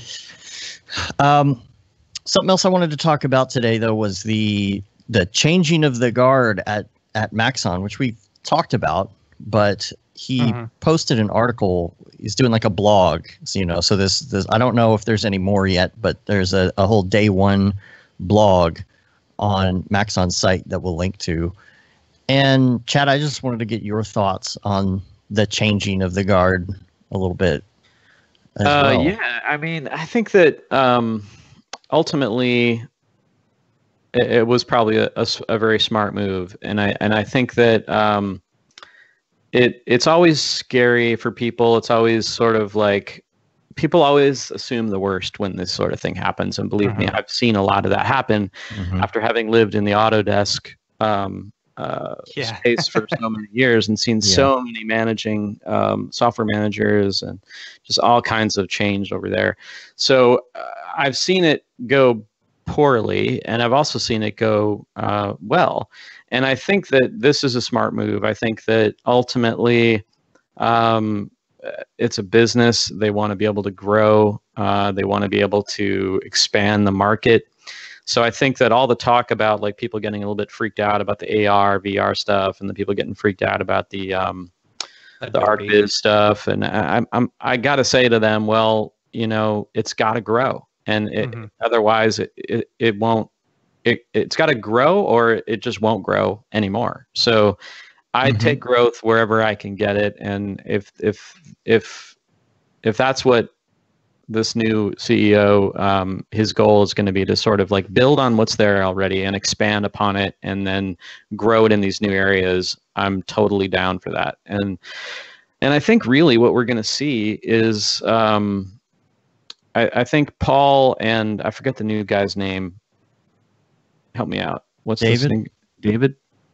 I think if the two of them can work well together, and if they can really sort of help each other, and they can then I think there's going to be some insanely good things in Maxon's future, because I think that's a really, like what Paul has built and the entire US team has built in the motion design industry is so unique and so powerful that that David has to, he has to know that. I'm sure that he does, and I'm sure he wants to build off of that, and he doesn't want to take away from it, because that would be suicide in his position. So I think what we're going to see is those two people are really going to hopefully just work together, work really well together, and we'll see a lot of real positive growth for Maxon. I think it's going to be fantastic. I personally have seen. I won't name any names. Software companies make way worse decisions on leadership than somebody with his track record. At least he's coming from a position of somewhat technical capability. That's what I said. Yeah, from a company that also is doing well in their space, Monopoly. Sorry, I had to clear my throat. So yeah, I mean, it's a good move, dude. Like I've seen some companies bring in people that I was just like, wait, what? That makes no sense at all. And obviously I haven't met David yet. Hopefully I'll get to meet him. Yeah, so I think it's been good. Cool. Yeah, they posted an article too this week about Ren from Corridor Digital switching over to Cinema 4D. Because he did a whole video on that. You could see him watching one of David Ariev's tutorials. I would like to say we had a small part of that. You think it was the limo drive? I think it was the limo ride. Yeah, that we took him on. You gave that guy a limo ride, dude. Okay, so I didn't even know who that guy was until like a week ago. So the at NAB we got a big gigantic stretch limo, right? And we're just like, all right, everyone pile in, let's have some fun. And apparently, like a bunch of other people thought this was just the Maxon bus. The Maxon bus back to the hotel.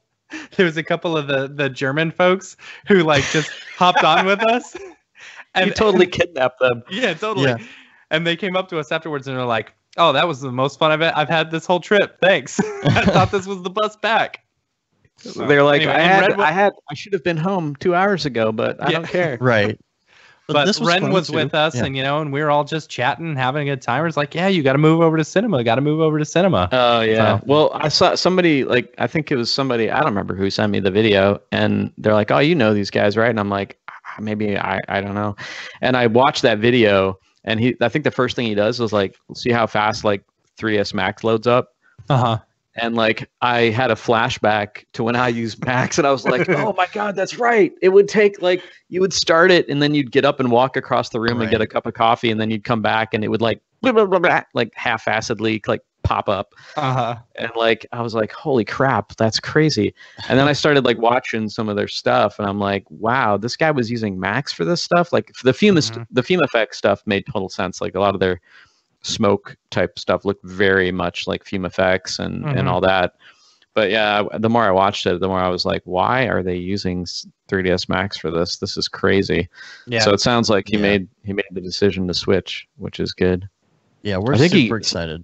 Yeah, that's awesome, man. He's that channel is pretty the numbers they get are insane. Yeah. Corridor Digital I've been watching them since before I even got into this industry.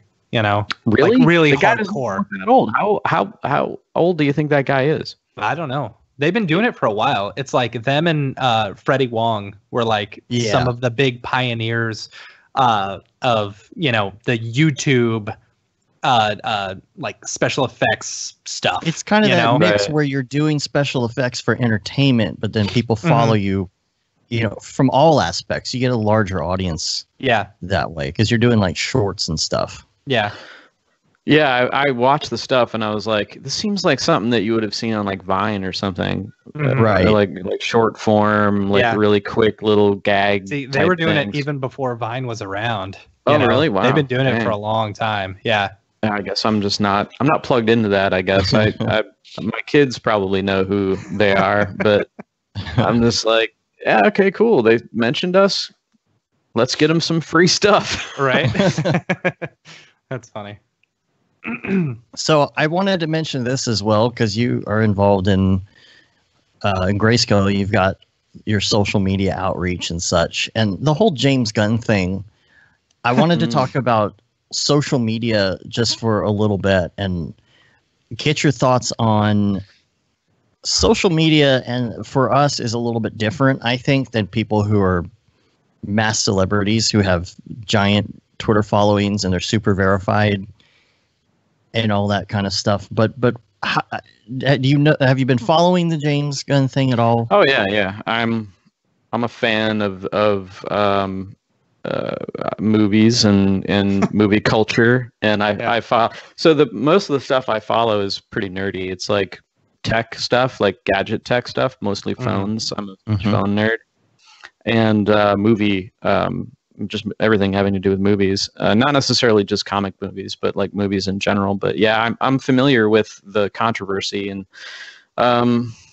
yeah, I know what you're talking about. What's your take on it? See, this is such a hard one for me to figure out because, like, I saw the tweets. They're not very what's the word I'm looking for? Appropriate. Incendiary. Oh, they are. They're not appropriate. I haven't seen the tweets. I have to admit, I haven't read them. From what I was reading, they're pretty bad, and so it's not like I don't want to sound like I am saying what was said was okay, but there's a lot of people that are trying to get him back on board for Guardians, right? For Guardians 3, I think. And so it's like, okay, well, at what point do you separate the person's personal beliefs from what they're doing in their career? We saw what happened with Roseanne just recently, and it's such a I don't know, it's almost cognitive dissonance or whatever, because in your head you almost feel bad for what happened, but then you go read the tweet and you're like, oh, well, I don't know. I'm on the fence about, there's these, it's not like these people don't have the thoughts in their head. It's not like people 10, 20 years ago didn't have these thoughts in their head. It's that you just didn't hear them. Yeah. Right. So here's the thing, like, and I want to say I've heard this from some video where they were talking about if you're going to be working for Disney or if you're going to be an actor on a Disney movie or a Marvel movie or something like that, you sign a very strict contract. Code of conduct contract saying that, you're going to basically, if you're going to sign that contract, if you're going to go and work for Disney, you're going to have to watch what you say 24 hours a day, 7 days a week. Because true, except that he said these things before that. It was a long time ago. Then and so he someone should have gone and deleted all those tweets. Well, yeah, but someone brought up the point that Disney should have gone back and deleted all of their racist cartoons. It's like it was. Yeah, I mean, I think that what we're seeing is that it used to be a lot easier. Can I swear on the show? Sure, man. Yeah, sure. No. Yeah. Can I? I mean, we try and leave the F-bomb out as much. Okay, I'll leave that out. I won't use that one. I feel like assholes were tolerated more in the past than they are now, and I feel like the public is no longer suffering assholes, and I think brands are really probably very, very quick to sort of almost like deflect or extinguish those personalities before they can become a problem.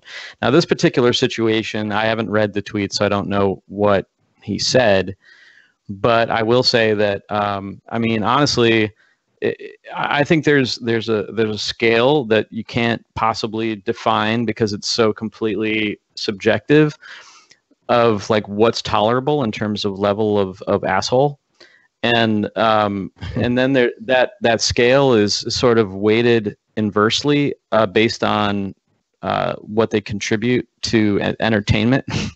So if they're a really like talented person who can do things that nobody else can possibly do, you're willing to tolerate a little bit more of that asshole. And like, but if you sort of shrinking on either end of that scale, well, mostly the one end where you're a jerk and you're not good, then yeah, you should be fired. Case in point, Roseanne. But I don't know, man. Like that's a tough call. I feel like people can change, yeah, absolutely, but ultimately, I don't think they changed that much. Yeah. And and I like if the stuff he said, in my opinion, was like offensive in maybe a racial way or a sexist way, then in my opinion, just me, it's zero tolerance. No dice, bro. Like you may, and you could hide under, it was a long time ago, I was young, whatever. Hey man, I was young too, and I was stupid, but I never thought those things or had the audacity to put them into the world. And like that, it's just, come on, man. Like, no, like there are plenty of people, and I'm sure a lot of like hardcore Guardians fans are probably pissed, but here's the thing. There's a million people that could direct those films. Not a million, but quite a few. And so don't worry that your film is going to be ruined. And that's also a very selfish thing, a selfish way to think about it. Too, is to be like, well, this only affects me because I like these films and I don't want them to change. Like, what? Like, come on, man. Yeah.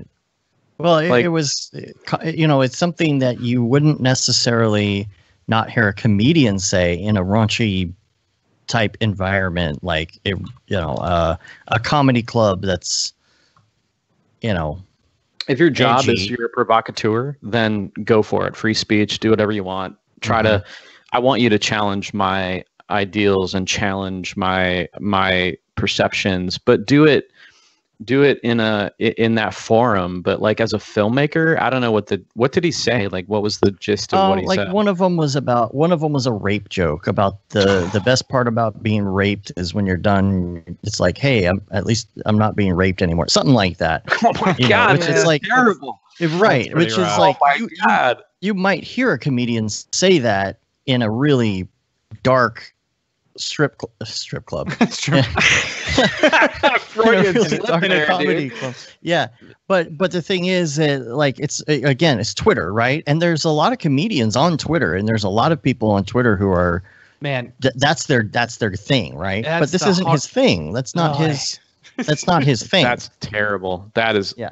god awful. Oh, there And were worse ones than that. So what? Really? You'll have to Okay. go look. I don't remember exactly what they are. I don't but- understand why people and here's the thing, like Twitter is the absolute worst place in the entire world to say something like that. You know, if you're a comedian, okay, that's fine. You're gonna have to really watch some of your more raunchy stuff because there is a gigantic like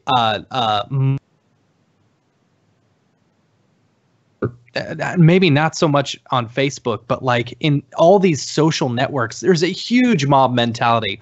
One person doesn't like what you say or what you do, and it immediately turns into a gigantic, like, let's bash this guy. Let's get this guy fired. The platform, there's no context to in that platform. So there's absolutely in a comedy situation, you're setting up for that. You can read the audience for that. You can tell where to bring it down, bring it up to get a reaction out of people.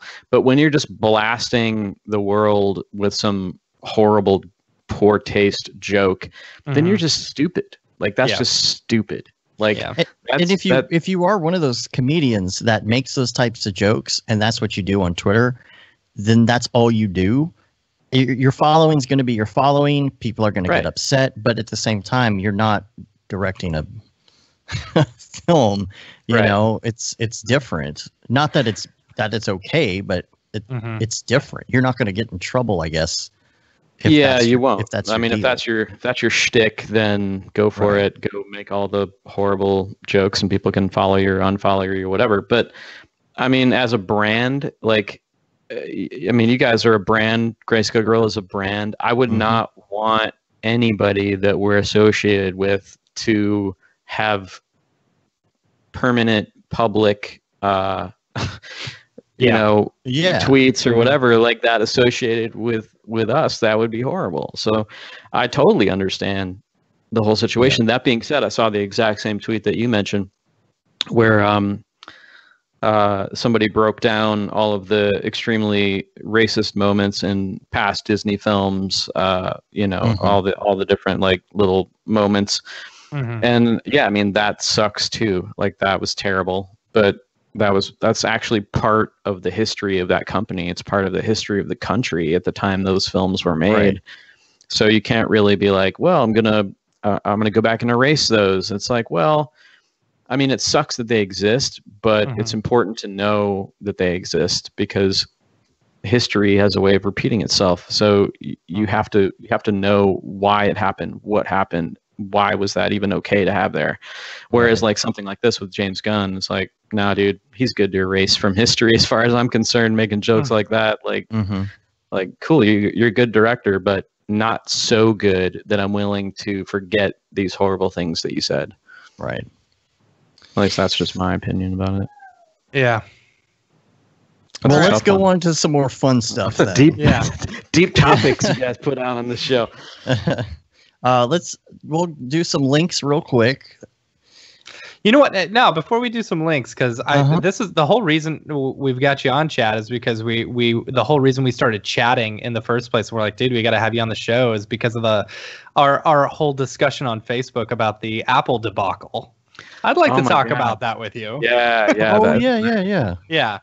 Because so Apple, if you guys didn't see, they announced that they had worked with Blackmagic. I think we mentioned this, last week on the show. They worked with Blackmagic on some new eGPU that's running on their iMac, and we were all very upset that it was not NVIDIA based at all. That NVIDIA wasn't anywhere to be seen. And upset, it's like, but not surprised. Yeah. Yeah. So I don't know. I'd love to get your thoughts on it. Yeah, I just feel like they're really falling away from some of their core strategies and their core beliefs as a company. And I've seen it happening slowly ever since Jobs passed away. And it's really saddened me because I think that they were so on top of their game and just so ahead of the game and so much of a thought leader in so many different ways. And then slowly after Jobs was no longer in the picture, I feel like the company started putting form before function in a lot of their different product lines. Oh yeah. And sort of banking on the fact that they were always going to be the best looking and the most coveted of device manufacturers. And I think what we're seeing now is just the slow but inevitable breakdown of that facade. And we're starting to see behind the curtain a little bit, and the decisions that are being made in closed doors are starting to show their face. And the fact that, like, you know, you've got products being released that are not up to snuff. You've got OS updates that are not up to standard. You've got controversial situations regarding hardware that you probably wouldn't have seen. You may have seen it in the 90s, maybe even the early thousands, but that heyday of late mid thousands, like, no, man, they were on point. Like, their stuff was on lockdown. And so they're slipping, and I think they have some trust to regain in not only in our world, but in the consumer world as well. And I think a lot of people don't remember that we're like a subset of a subset of a subset of an industry. And the majority of people don't care whether or not their graphics card is NVIDIA or AMD. So we're the minority. But what you're seeing with this eGPU is just such a lame attempt at trying to stay relevant, on top of the throttling that's going on with which is debatable. I understand you can argue that that the throttling in the new i9 MacBook Pro. I was going to say that's something that I just read about, that that people are returning their new computers because they don't match up to what the specs are saying. Yeah, so what happens, it's physics, man. They didn't change the chassis, they didn't change the design of the airflow in the MacBook Pro, and they put an i9 in there, and it's hot. You know? Yeah. So it basically, people are finding that it throttles thermally when it hits a certain temperature. The base clock speed goes pretty dang low, and that's been contested enough to say I think there needs to be more testing done. But it's been pretty significant, and a few people that I follow have found it to definitely be a problem, and that is on top of, like. So in all the videos that you saw pop up on YouTube where people are like, oh, let's test the throttling, we're going to test it. They're all using this utility, this Intel temperature utility that's out in the App Store. And as soon as this story broke, that app mysteriously disappeared. Oh, I was going to say. Now, listen, I love a good conspiracy. Always. So, like, it's always, that definitely like titillated me to like, that's interesting, those bastards. I mean, it could be a coincidence. It could be that they were just updating it because maybe something was actually wrong with it and it was actually not reporting the correct base clock speeds. I don't know, but it doesn't look good is what I'm saying. Yeah. And so you got that on top of the whole keyboard fiasco where they basically had faulty keyboards and then released this quiet keyboard, which basically fixes the problem without admitting that there was a problem. That's the MO of Apple. Yeah. They will fix a problem while not admitting it was ever a problem.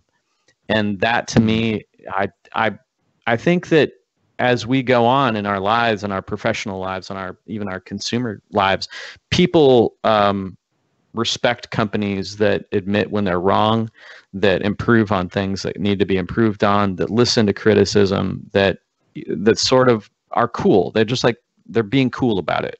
And I think we're not seeing that with Apple. I think Apple is just not being cool on so many different places.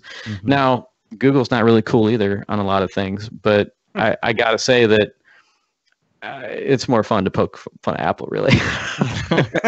It's just easier.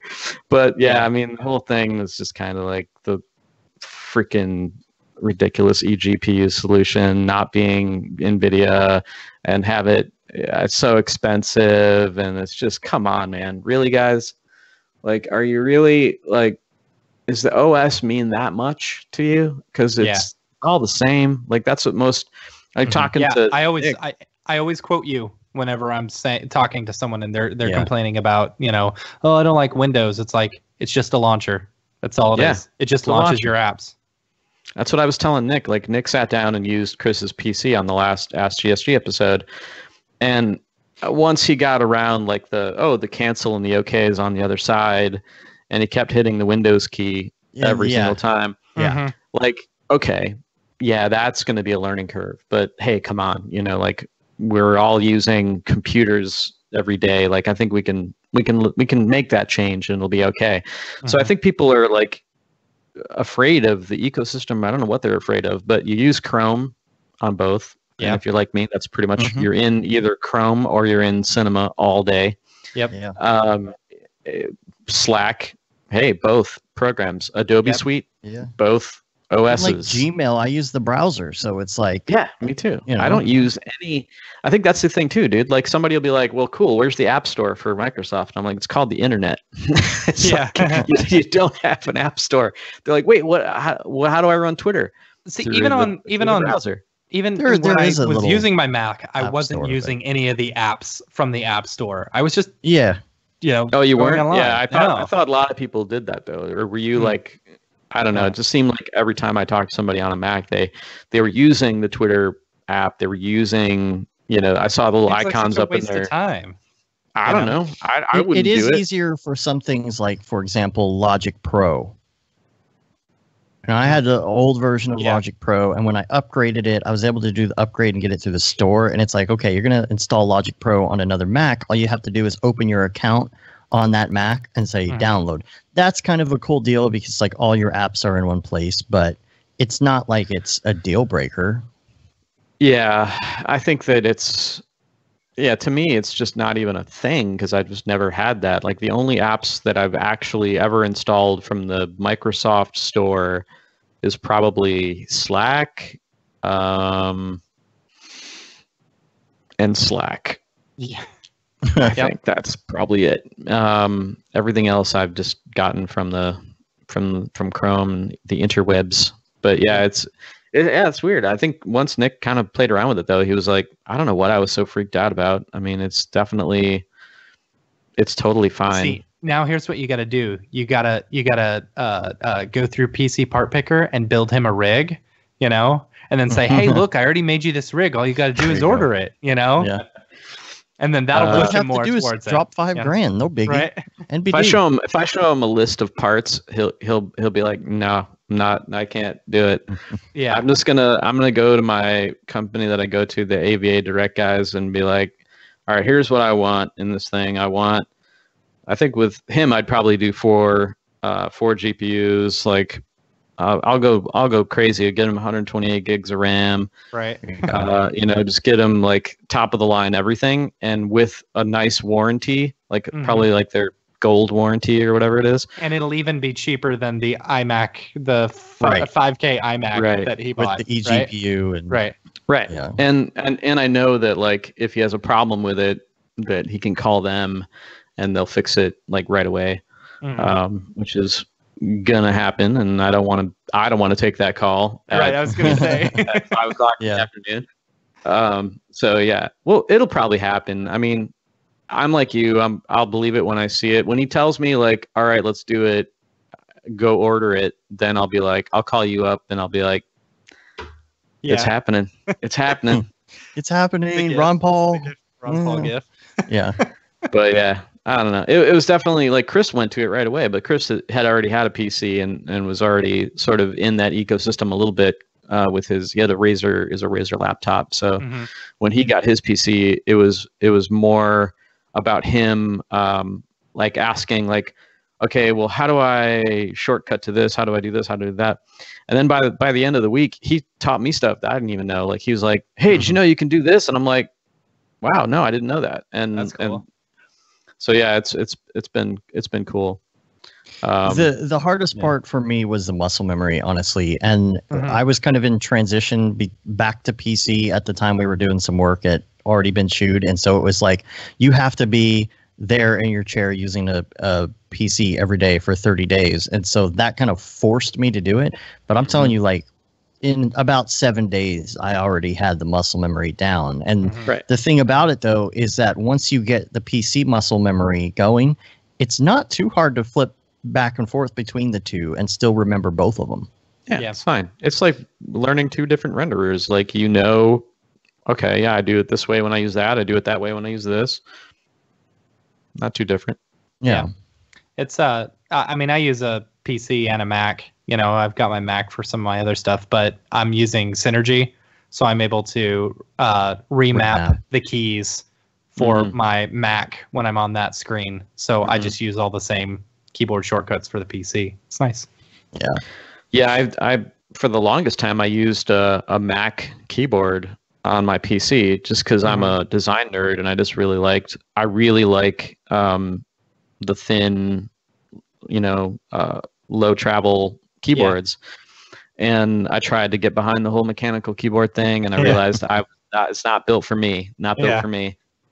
So I did that for a long time. It feels like you're angry typing all the time. Yeah, you're Kermit the Frog on the It's so annoying, man. Like, if you talk to somebody, like video chatting to somebody that has one of those, and God forbid their mic is anywhere near it, all you hear is like, Yep. It's like, you feel like you're at a newsroom in like 1940 or something, Can you hear mine?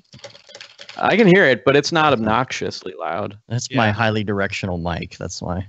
Yeah, I can't say that I super hear it, but then I bought this keyboard, which I recommend. I'm going to put it in my screen. Everybody go if you like the Apple keyboard, but you're on a PC, check out the Windows Surface keyboard. So this is the Windows Surface keyboard is the exact same sort of dimensions and whatnot, but it has the actual like Windows keys. And plus it has like some other stuff that you may have gotten used to on the Mac keyboard if you're on a Mac, like mute and volume and brightness. But this is actually built for PC, so that actually works. So that's one thing that's nice. Didn't you get one of the Cinema 4D keyboard shortcut keyboards?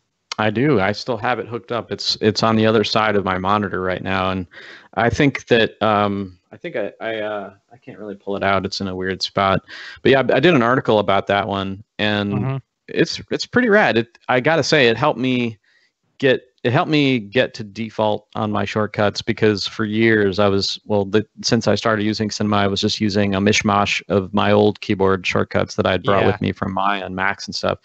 And so when I got that keyboard, I'm like, I'm gonna go cold turkey and just like learn the straight up C4D standard keyboard shortcuts, because Chris just gives me a hard time like every single time I work with him on something. He's like, T for scale. I'm like, no, that's not what I have scale on, bro. Like he's like, what are you doing? Why are you doing this?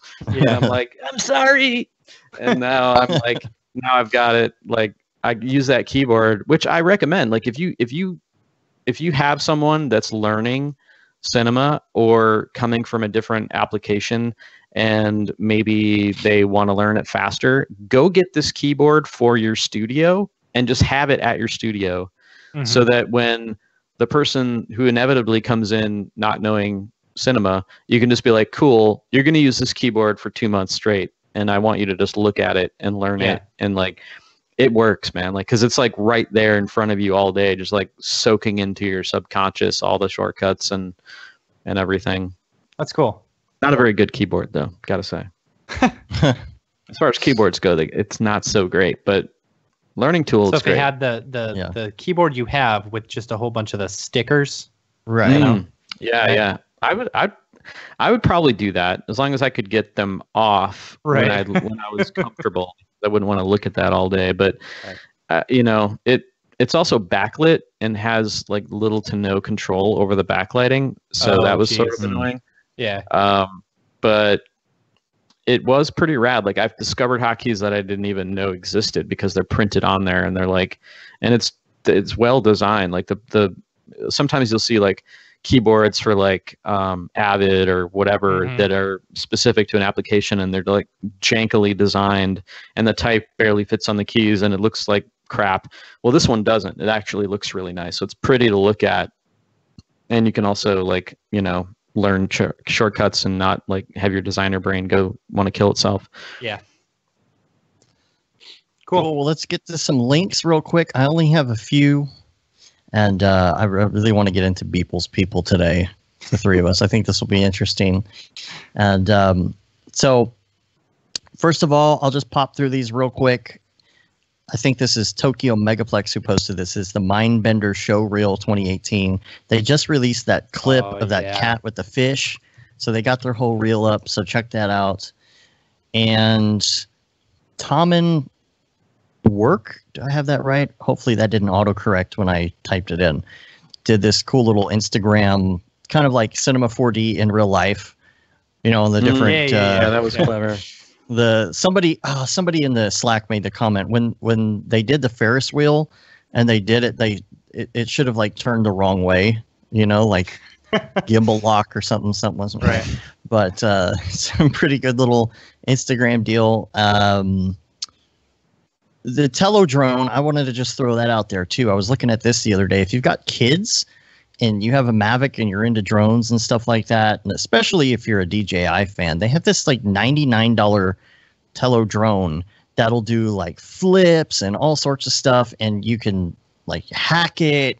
And I don't know, if you got a kid that's starting to get closer to the teen years and like they want to get into drones, but you don't want to spend $1,000 on a drone for your kid, it's a pretty cool little deal. It's one of those things where it's almost cheap enough where you're like, I just want to get one to play with it and just see what it is. So vector art, also freepic.com.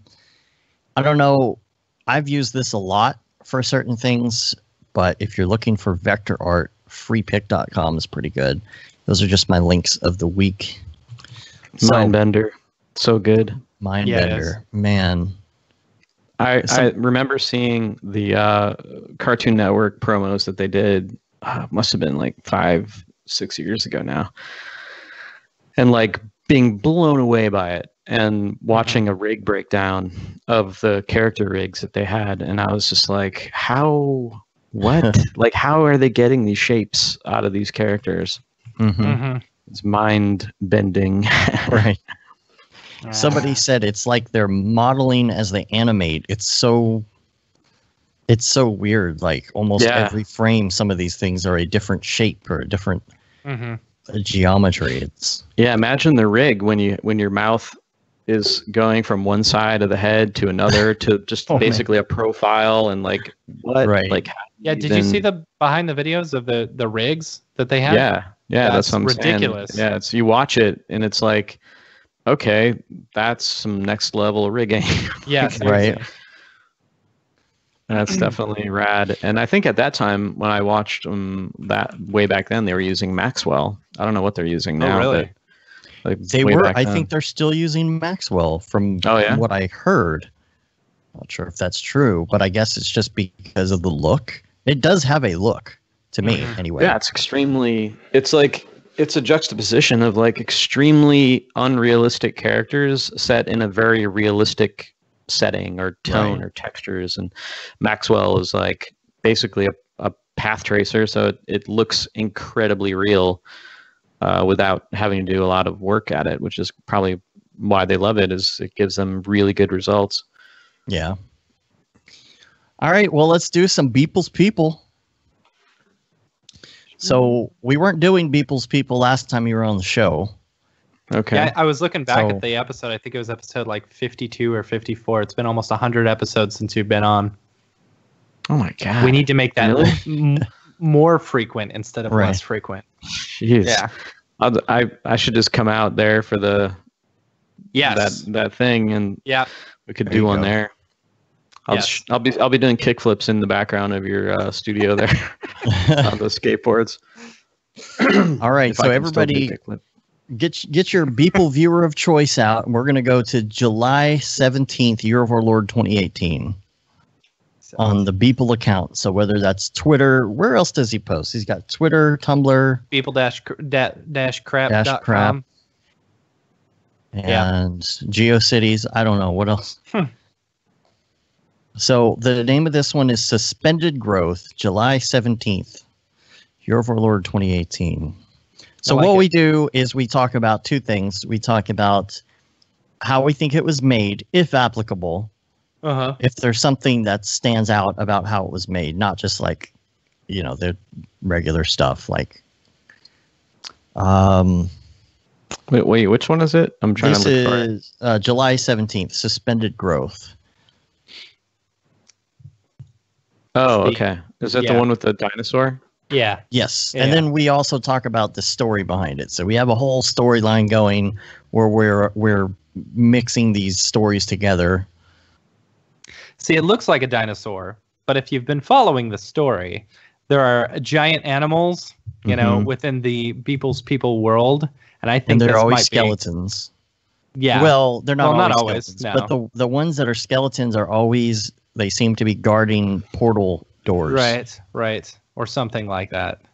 So I think you guys are like really reading some stuff into this, dude. We've got a ridiculous story going on with this. We're literally writing a book called Beeple's People that is about this story. So, and does he know about it? Does he said anything about it? He knows. Oh yeah, he listens does to the he show. Like confirm anything? No. Occasionally he'll say, "Oh yeah, you were right on the interpretation of that." Okay. We I think there was one where we were like, this totally looks like this or reminds me of this, and he's like, "Yeah, dude, that's totally where I got it from." And sometimes we see posts, new ones, where we question whether or not the show influenced him in some way to do a certain thing, because of this story.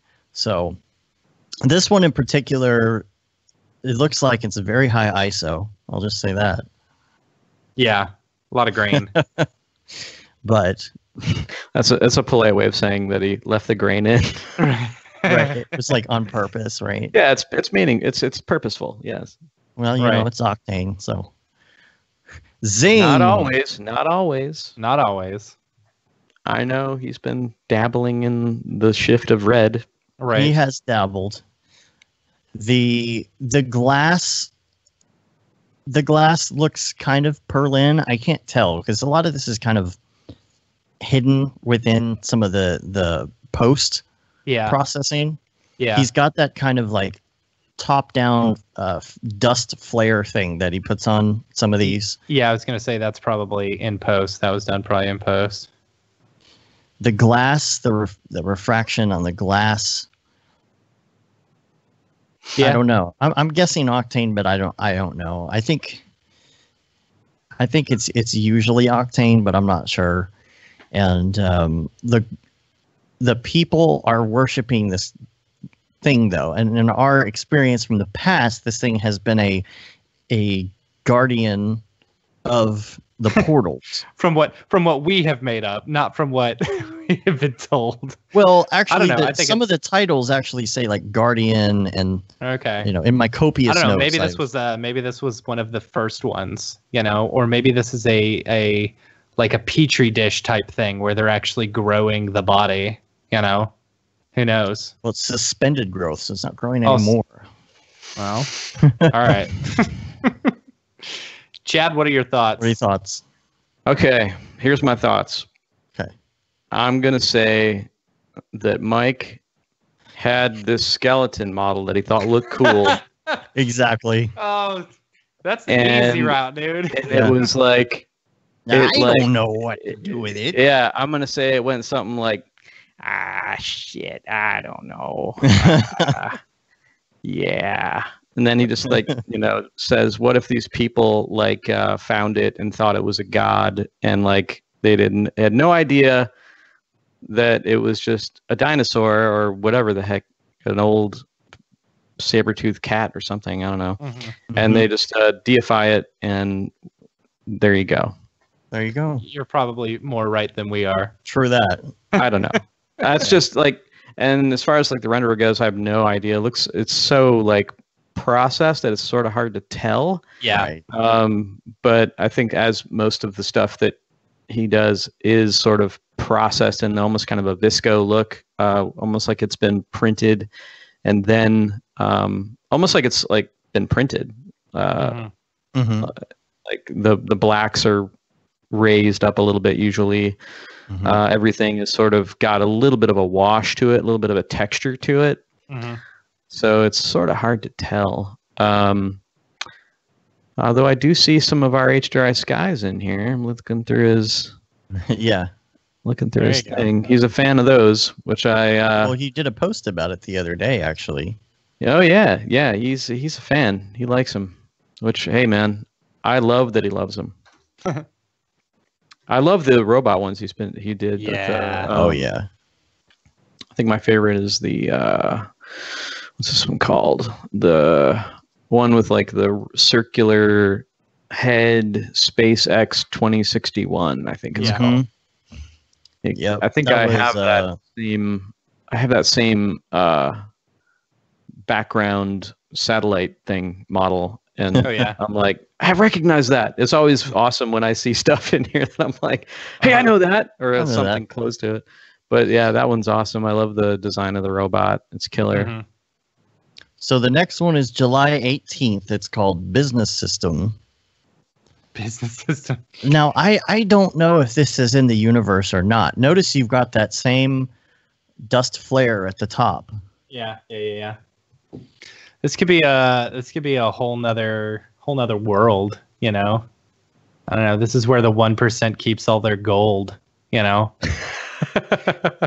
And now, Chad, I'm sure you're going to say he just had a bunch of models. He got a really cool gold texture, and he's like, let's throw this together. Right. Yeah, the reason that this one definitely says that to me is because I can't. I'm seeing stuff that I saw in like the last 4 or 5 previous posts. Yeah. So this to me, I'm gonna say that he got busy and needed to crap out a render.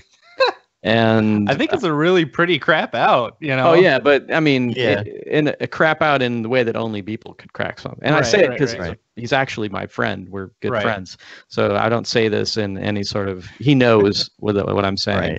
But I'm going to say that he was running low on time, and he had this idea of gold, and that's how this one came together. And it just so happened that the boombox fit perfectly, and he smiled slightly as he finished it. Yeah. He did that thing where you breathe out of your nose a little bit because it's funny. Yep. Yeah. All right. So the Ghetto Blaster, we've seen the Ghetto Blaster, we've seen the head, we've seen the dishes, you've got the sphere silos in the back, we've seen the telephone poles. We've seen the telephone poles. Haven't seen the cars or the millipedes, I don't think. Yeah. There's the there's the Apple Macintosh that was in the Alchemy one, Digital Alchemy. Yeah. It's pretty good. I love the composition. I think it's great. I like the I like what he's trying to say here. Like, it's sort of funny, you know, the fact that it's just all these sort of opulent things mixed with mundane things. And like, you're like, what the hell is going on? How is this business systems, dude? Right. And then it's like, well, you know, it's late. I don't know. He's tired. Exactly. Kids are running around. I'm ready to. Yeah, dude. Totally. You know how it is. Yeah. Cool. Yeah, I don't think there's much of a story on that one, but you know. Yeah. Telling you, it's the world where the 1% keeps their gold. Right. Okay, now this one. Oh my gosh. Okay. July 20th. Yeah. Woke Poo. Yeah, that one is pretty amazing. I'm so excited about this because this is like in the timeline, first of all. You know, you've got the robot theme that's been going on. Yeah. I really like what he's been doing with these edges on some of these things. And I can't tell if he's doing a little bit of line art stuff combined with it or if it's just like a dirt shader thing. It might just be a dirt shader, but I don't know. It has a vague tune quality to it. Yeah, that's what I was thinking too. Like I think ultimately what he's going for here is a sci-fi illustration look with a lot of his stuff. And I think that sort of plays into it. If you look at like a lot of sci-fi art that came up in the 70s and the 80s, it looks a lot like this. It's a lot of like barely visible lines done with like very realistic backgrounds.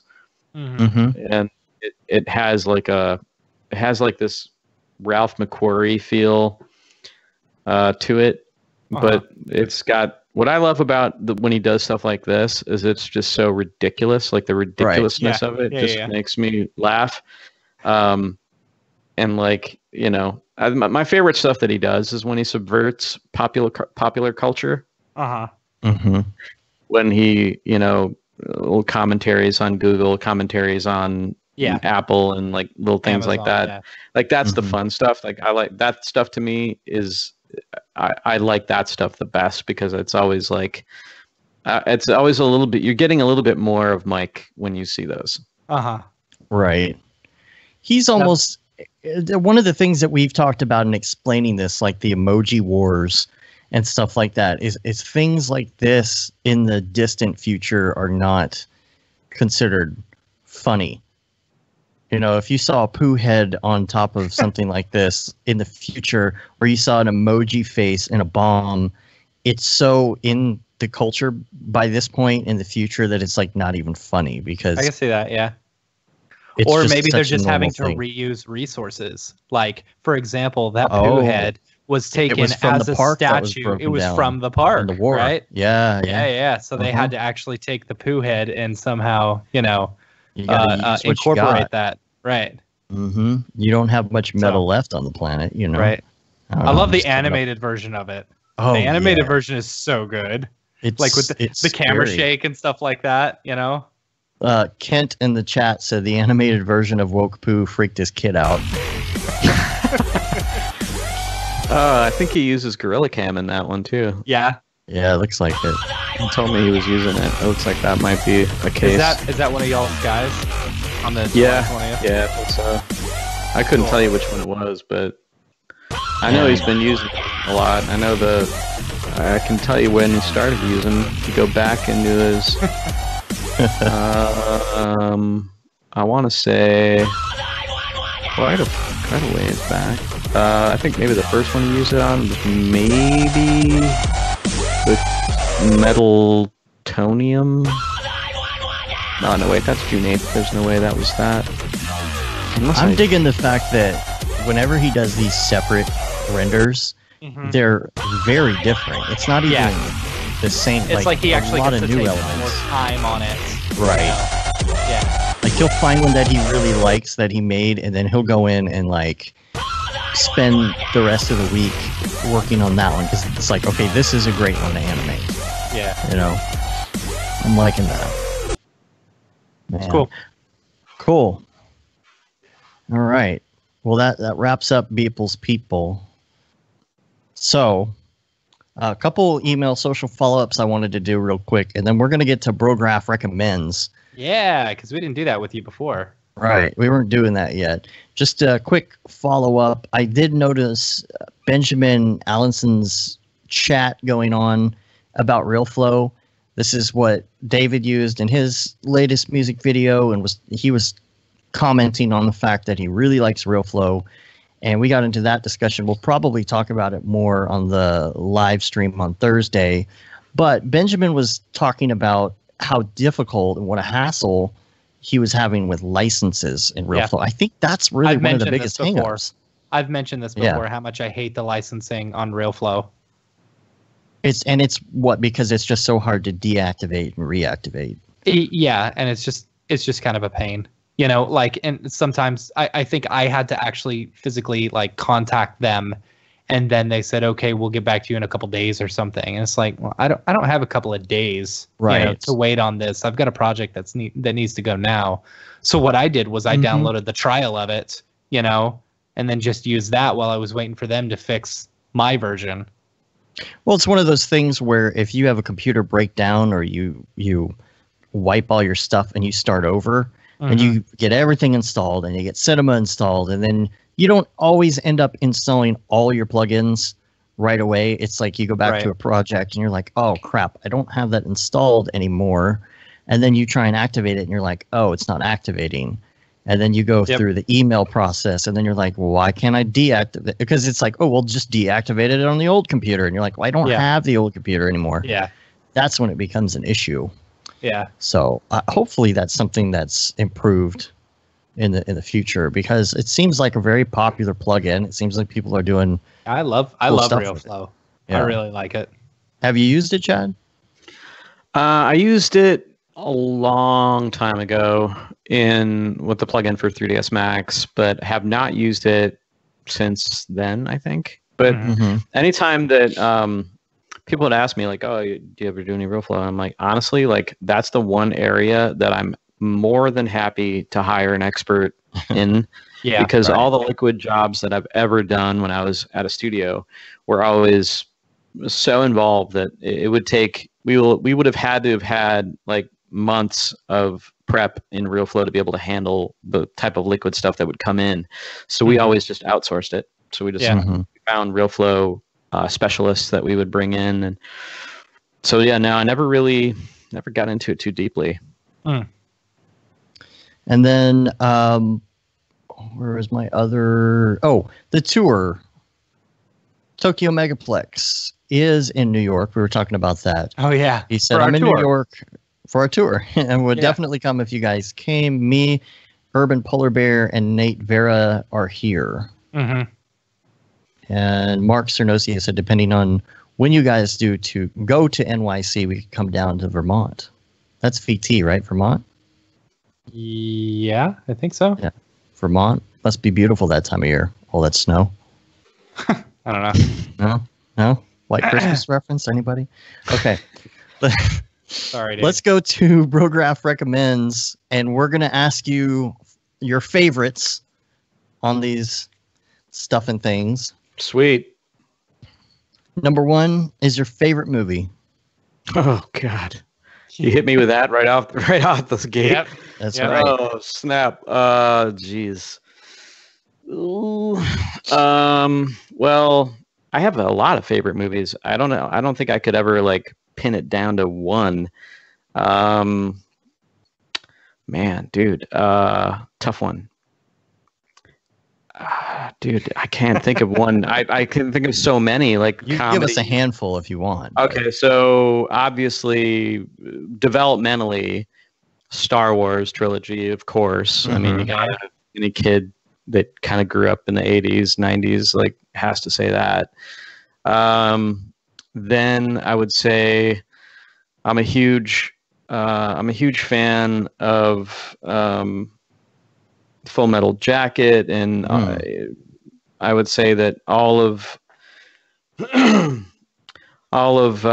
gosh, I just spaced Kubrick. On the directors. Yeah, Kubrick. Thank you. I'm a huge Kubrick. I'm such a huge Kubrick fan that I forgot his name. I love all of his films. I also love really bad movies, like really bad 80s movies. So I like, it sort of like balances me out. So I love Revenge of the Nerds. I love Weird Science. I love Ferris Bueller's Day Off, 16 Candles, those movies. And then inversely, I like, Kubrick, and I love Scorsese, and I love Wes Anderson, and I love, I guess it's easier for me to tell you the directors that I like more than the films. Yeah. Because there's so many, but and I like really bad action movies too. Like, I love a guilty pleasure movie, Substitute, which is a real weird movie. What's the one James Franco did a movie about? The guy who was trying to make a movie in Hollywood that was so bad. Yeah, The Room. About The Room. Yeah, I haven't seen it. So. I like bad movies. I don't like cringe. Like cringe, I don't do good with. Okay. That one was pretty hard to watch. Yeah, I don't do good with cringe. So that one, I don't like that one. But yeah, I think that is a pretty good mix. When I was in film school, and there's a funny story. I'll tell it really fast because I know we're going long. I'll never forget. I was in a history of film class, and the teacher was like this encyclopedia of knowledge in film, and he was really sort of like just brash and like very opinionated teacher. First day of class, he's like, all right, we're going to go around. Everybody's going to tell me their name and tell me their favorite movie. And I was terrified because I just couldn't think like this. I couldn't think of a movie. And he was going through the front of the class and everybody was saying like, you know, Taxi Driver and 2001 and like all these great movies. And I couldn't think of anything but Creepshow from like 1985 or something. And so I'm like, should I just say Creepshow and like just own it? Or should I try to think of something else or just say one of these movies that they're saying? And each movie, he was ripping them apart. Like he was like, this was his way of saying like, I'm the guy that knows the most about movies in this room. So when he got to me and I couldn't think of anything, of course I belted out Creepshow. He sort of like paused and he like didn't know how to process it because I don't know if he'd even seen the film. So he was like, are you serious? And I'm like, yeah. And he's like, that movie's horrible, blah, blah, blah. And then it just went past me. But ever since then, I was like, you know what? Like, I love bad movies and I'm not going to apologize for it. Like, I love, of course, I love amazing movies that everybody else loves for a reason. But also, there's something really great about a really cheesy 80s horror movie or a cheesy 80s TNA movie that I just like love. So, all right. How about favorite music? Oh, that's easy. Well, no, actually, it's not easy. Like music or band or what do you, or just like whatever? I always like to say, what do you listen to while you're working? What do you listen to while you're working and what do you listen to in the car while you're driving are two totally different things. That's true. Not for me. They're exactly the same. All right, really. So it'll be easy for me. I'll just tell you, I'm just going to go into my my music player here. Well, I know that you and Matt have the same taste in music. We have right, so taste. That's true. So here's what I've been listening to lately. Red City Radio, The Descendants, yes, Promise Ring, Hot Water Music, Off With Their Heads, Silver Sun Pickups, Texas Is the Reason. Let's see what else is in here. Okay, I know none of those. I know a lot of Cursive, Boy Sets Fire. A lot of Boy Sets Fire. That's one of my favorite bands. Yeah, so that's kind of a mix. And then sometimes I'll listen to like older stuff like Braid, Elliot, sometimes Appleseed Cast. Yeah, stuff like that. And then a new band that I really love is called Bliss, B-L-I-S. And they're out of Atlanta. And do you listen to they have a killer album. Do you listen to the Mountain Goats at all? Have not. Oh, you should listen to the Mountain Goats. They've been around for a really long time and have a huge discography, but they are choice. Really good. I got into them a couple years ago, and like it's like they were one of my favorite bands. They have become one of my favorite bands. I have not heard of that band, but I will definitely look into that. I'm always looking for new stuff. Cursive. I know Cursive. I know a couple songs from Cursive. Like Art is Hard, I think, is Cursive. Yep. Yeah. Yep. They had one of the most influential records in what for me at least, which was Domestica, and Burst and Bloom is pretty good too. But Domestica, man, oh dude, it's killer. The lyrics are just so good. And so you have no difference between your working music and your car music? Nope. I used to use Spotify, then I switched to Google Play Music because I could get free YouTube Red. And now I'm using YouTube Music actually because I can get more music, because some people you find like deeper cuts on YouTube where people upload stuff, and it may be a live thing, it may be something like completely obscure that somebody uploads, and if you use YouTube Music, you'll get all of that plus the studio releases. Cool. So I've been using that, and I've been liking it. It's definitely you have to tell it to only play the music, otherwise it'll play the video. But yeah, I've used it in my car, so I just like when I'm use a song, I'll be playing a song in my office, and I'll have to go somewhere, and it'll pick up where I left off. That's cool. All right, that's nice. My kids think my music is weird. It's pretty funny. My wife thinks my music is weird. Oh, really? My wife listens to the same music as me. I kind of lucky you. I lucked out. But yeah, my kids are like, it's funny. Like I have 2 kids that are like, tweens, and one of them's a teen, and they immediately think my music is like they keep using the word hippie music.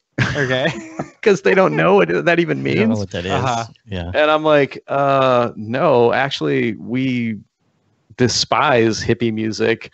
And they're like, I don't know, it's weird, a lot of screaming, a lot of like loud stuff.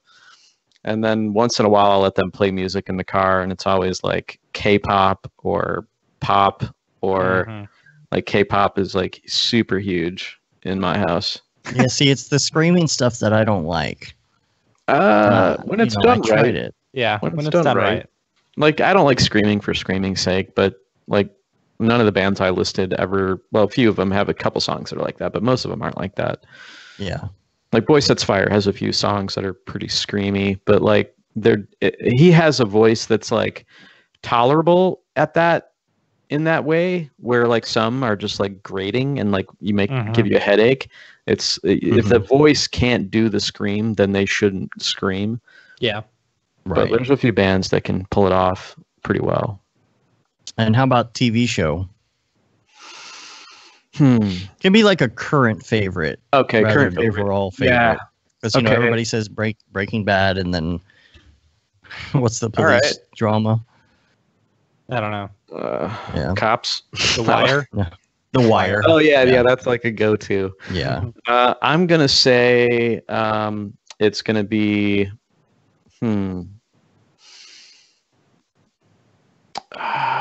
I'm gonna say it's the one with man, what's the name of it? It's gonna totally space on the name now.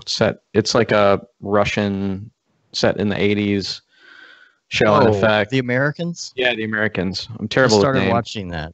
That's probably one of my favorite shows for sure. It just captures that time period really well, and I think the character development is ridiculous. And it's just a slow burn that just like sucks you in. It's really, really good.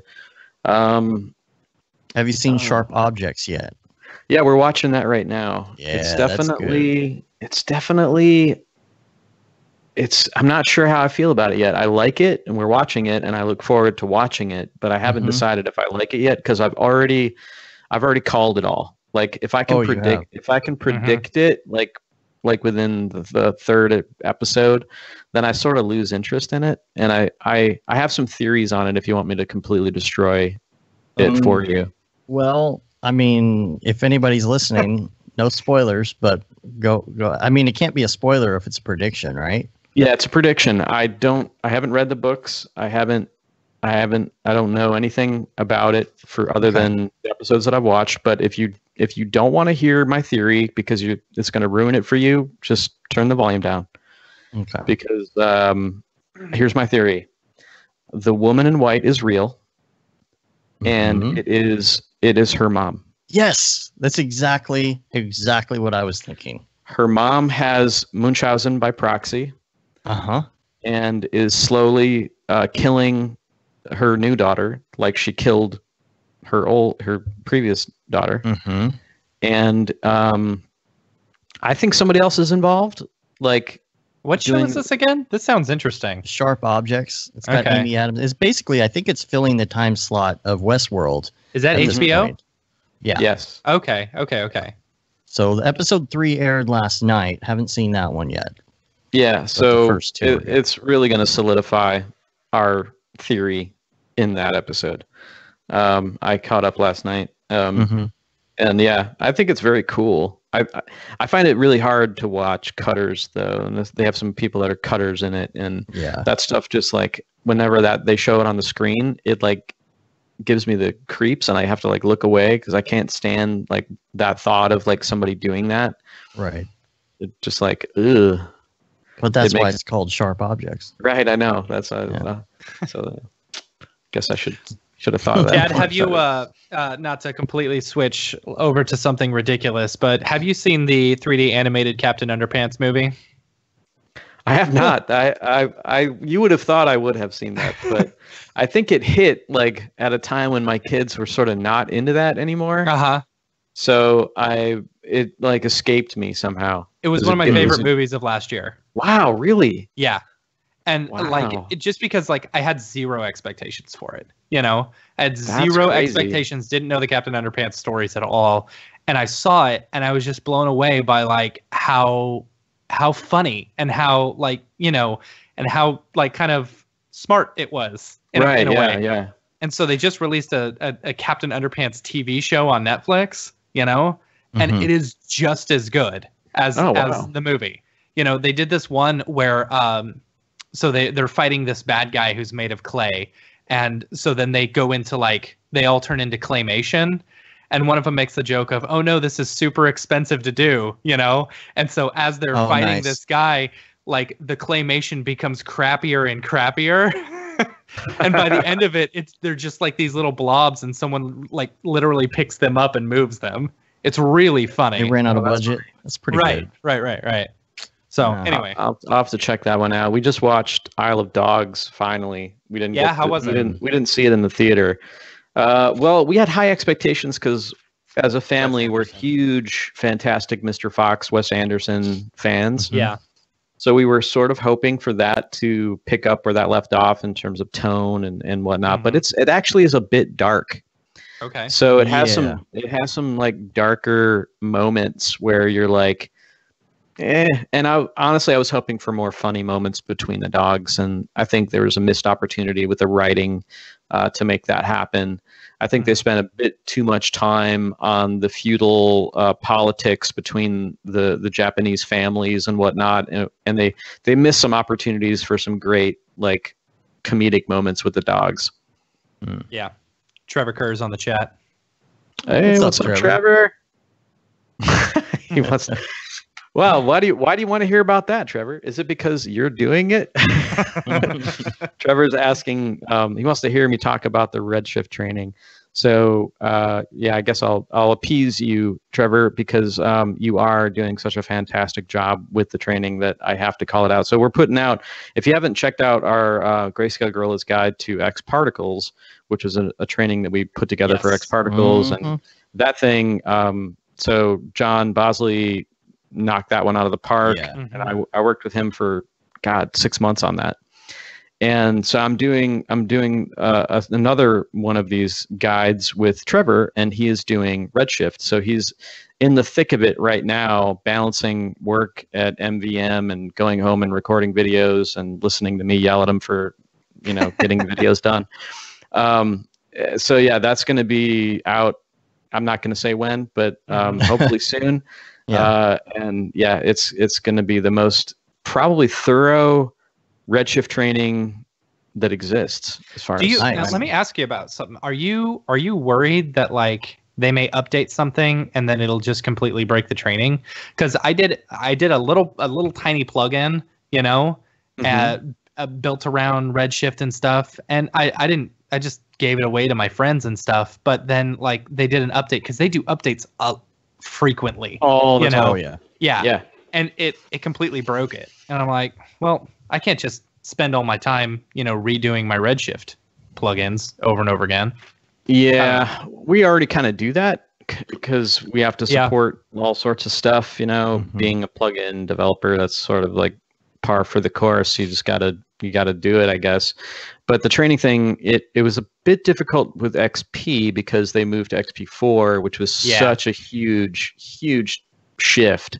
That it really like it was hard to kind of update to that, but it had to be done. That being said, I'm on the betas for a lot of these different renderers, as is Trevor. So like we're seeing it happen at least a couple, hopefully in some cases a week, maybe a day before everybody else does, but not very long. But Redshift, they put out a lot of updates. And we're going to stay on top of it as much as we can, but at some point we have to be pencils down and get this thing out. So if things change, and they change, so be it. That's just kind of how it is, and we'll sort of like weigh the options. Like, do we update to show this whatever new thing, or do we not? It's sort of it all depends on a lot of different things, like how much of a change happened. Is it worth doing just a little update video, or does it need a whole new chapter? If so, is the training, do people want it? Are they looking for it? So there's a lot of factors, but yeah, it's tricky, especially when you're talking about rendering, which is it's such a moving target, but also there's really not a cohesive single point of training being done for Redshift right now. There's a lot of little pieces and little things happening everywhere, and videos here and there. But what I loved about the Grayscale Gorilla's Guide to X Particles is that we did this thing called the index, which essentially sort of breaks down every facet of the software. The idea is that it would be like a living encyclopedia, like at your desk, that you could always dive into when you want to remember how to do that one thing. And so that's really what the meat of the Redshift training is going to be. That it's going to be a video on the color layer, a video on GI samples, a video on these different things, so that you can at any moment be like, oh man, I haven't had to use Redshift displacement in a long time. Oh yeah, I'm just going to jump in here and check out that video. It's already bookmarked. That's very cool. Yeah, and if there's minor changes, like I was doing the X Particles training and I had an issue, like very first video, very first thing, I think that he shows talking off about the shelf or something like that. Yeah, there's a menu that had just completely changed, but it was as easy as just I went into the chat on Slack and I was like, hey, where is this thing? And I think John answered me, and I was like, okay, we're good. So, not too bad.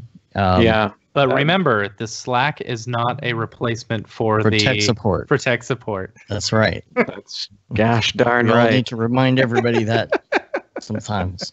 I think, yes. I mean, you guys know too, like Slack is amazing because what it does is you start to get people that are just naturally helpful that help other people. And what we've noticed is that I'm looking at you, Gurnge. Yeah, right. That guy, he's like, I think there's probably like 5 of him, and like he's got like 5. He's got like a bunch of like twins, and like I don't know. It's like psychic. He just knows when something's being talked about. Maybe he's Kubernetes. He is the Kubernetes. But yeah, giving Merck a run for his money. They support themselves, which is amazing. And then obviously, when we see something that something's wrong with one of our plugins or products or whatnot, then we try to get them to use the regular support channel, which is the email, so that we can track it and actually solve it properly. So that's always good. Well, we would love to have Trevor on the show at some point. We've been talking about that since the beginning. Not until he finishes this training. Well, see, that'll be perfect timing. Yeah, great. Training finishes, he can come on the show. We can roll the clip. Yeah, roll the clip. Yeah. Yeah, man. I can't wait for that to be out. It's definitely been a long time in the making, and we're still working on it. And it's tough when you have like people like John and Trevor, because they're working professionals and they're doing this stuff. They're doing real studio production work, and you kind of have to work around their schedule a little bit, because you don't want to stifle them, and you don't want to make it a bad experience creating the training. So like you just kind of have to be patient and know that when they're done, you're going to have really good training by people that are doing it for real. And that's important to me. I think that I want to have people that I want to be able to say to people, you're getting this training from somebody that's in the trenches, that you can benefit from their production knowledge, that the hurdles they are jumping through, they can save you those hurdles with a few sentences. All right, well, let's finish out the recommends real quick. We'll just blast do you have a favorite podcast you listen to? I'm not big on podcasts, really. I just listen to music. I I tried getting into podcasts a couple of years back when I discovered you guys, actually. And then I sort of fell off the podcast thing because I find that I get distracted too easily. With music, I can put it on, I can tune out, I can do my thing. But with a podcast, I find myself being like, oh yeah. And then I'm like, pretty soon I'm not working. And they talk about something on the internet, and then you got to go look it up. Yeah, exactly. I can't do it. But if I had to say one besides yours, I would say I listened for a while to Mark Maron's podcast, which I think everybody probably does. Yeah. It's probably the most common one. Yeah. All right. Favorite plugin? Oh, boy. Render engines do count as plugins.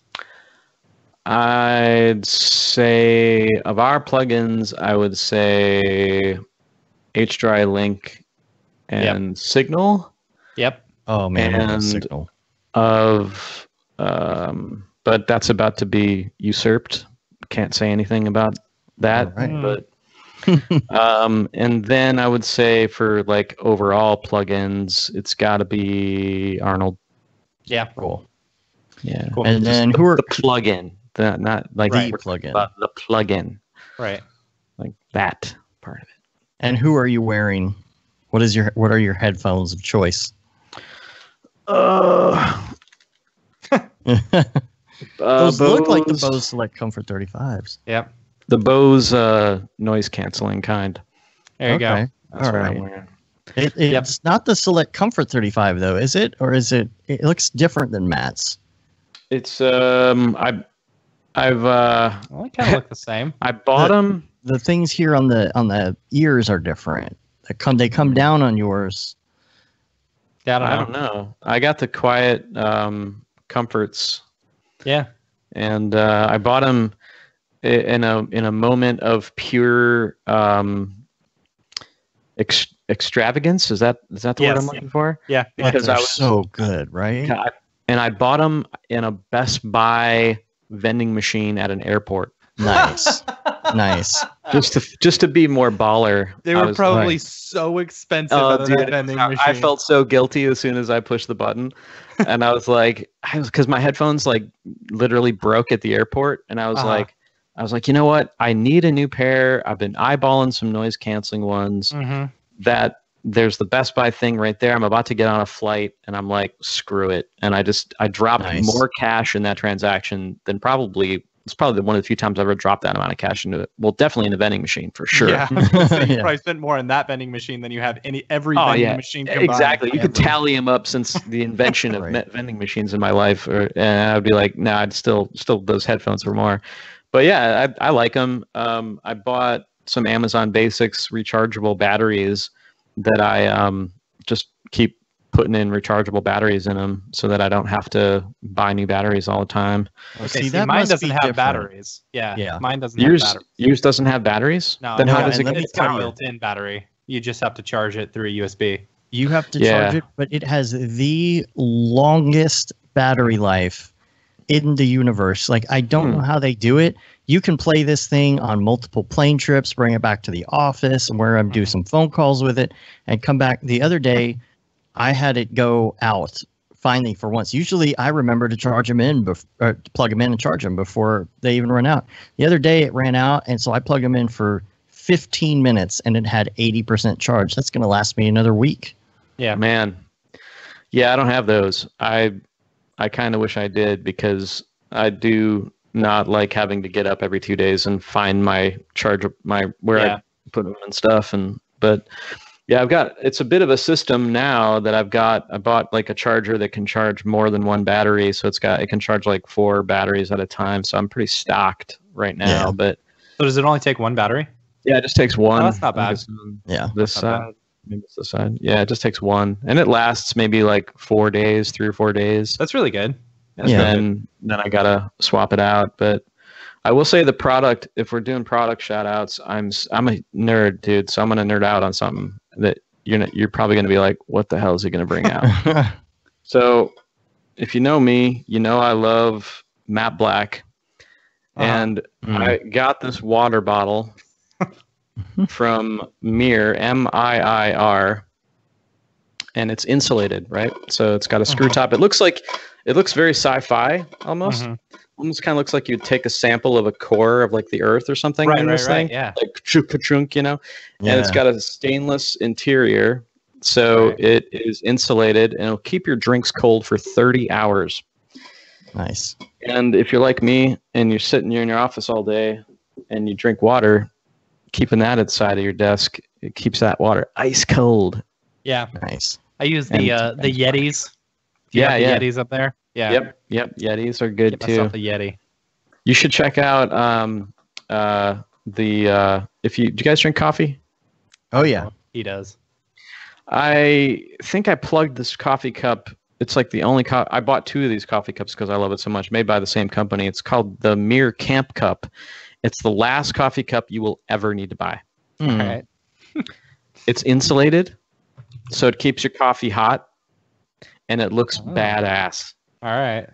So if you're into coffee, you got to get this cup. It'll be the last coffee cup you ever buy. You might want to buy 2 so that you can keep one clean while you're using the other one. You don't have to like wash it every single time you use it. That's what I did. And 16-ounce tall boy. It's like the what? Can.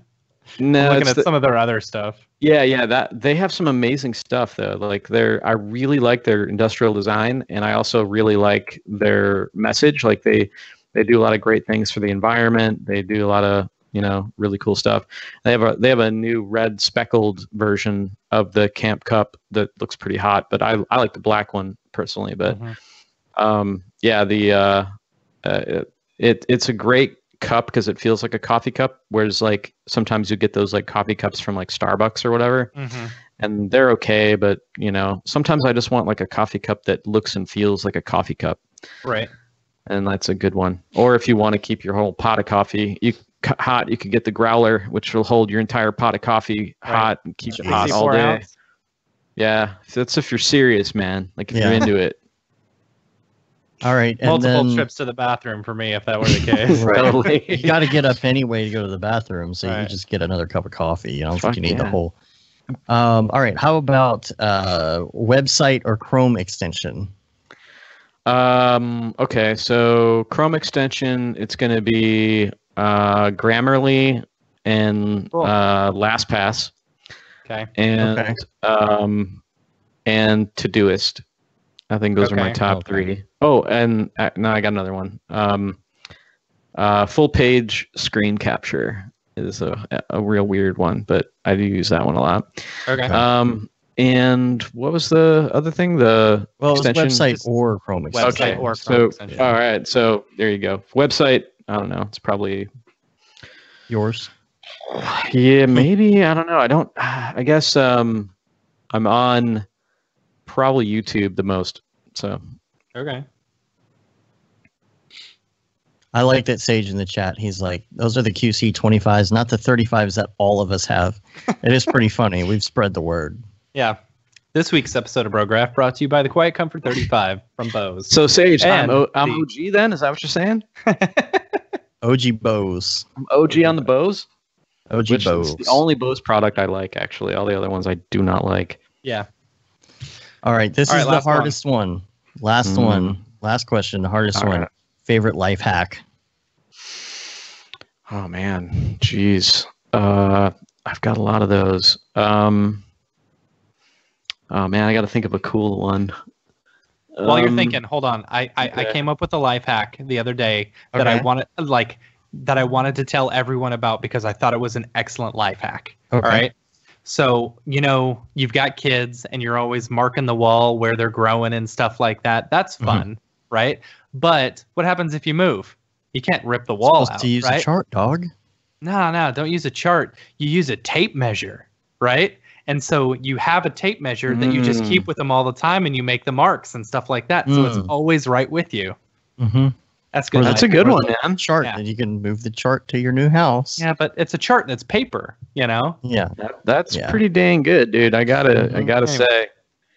Just don't accidentally use it for something else. Exactly. Like, what was my son 7 feet tall? Oh, that's funny. I'm trying to think of one that like. So I've got a silly one, and I use. I'm a Google person, and so like I use a lot of like Google products, and so my life hack has probably been my Google Home. I have a bunch of like essentially like little procedures that I do when I come into the office, because all my lights are all hue lights, and I'll just say like the keyword, and then I'll say let's go to work, and it'll tell me about my calendar, it'll tell me the weather, and it'll turn on my lights to the preset that I have set up for working, and it will mute my phone. Although I think I have to trigger it from my phone to actually mute my phone, but that's something that I do. That's kind of cool. That is cool. Yeah. I have it also set up so we have homes throughout the house, Google Homes and throughout the house, and a lot of times like when I'm on with you guys or I'm streaming or recording, I need to be able to tell my family that I'm doing that. So I have a signal that I can tell the Google Home to broadcast to all of the homes, and it tells them that I'm recording, and if you wouldn't mind being quiet for the next 30 minutes or whatever I have it say. 2.5 hours. Yeah. But then probably the funnest one is going to be one that I'm going to demo for you right here. All right. This is straight up for some nerds right now. All right. Okay. Let's hope if it doesn't work, I'm going to be super embarrassed, but let's just try this.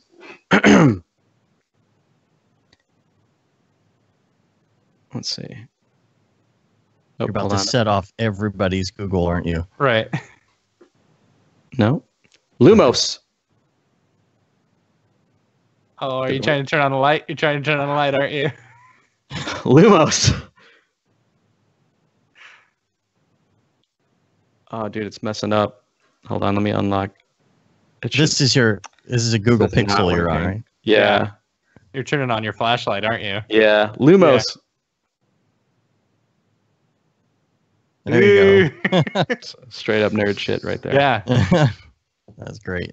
Then you say mischief managed, right, to turn it off? That's good. I should do that. See, I would go Fifth Element. I would say Hazis Light.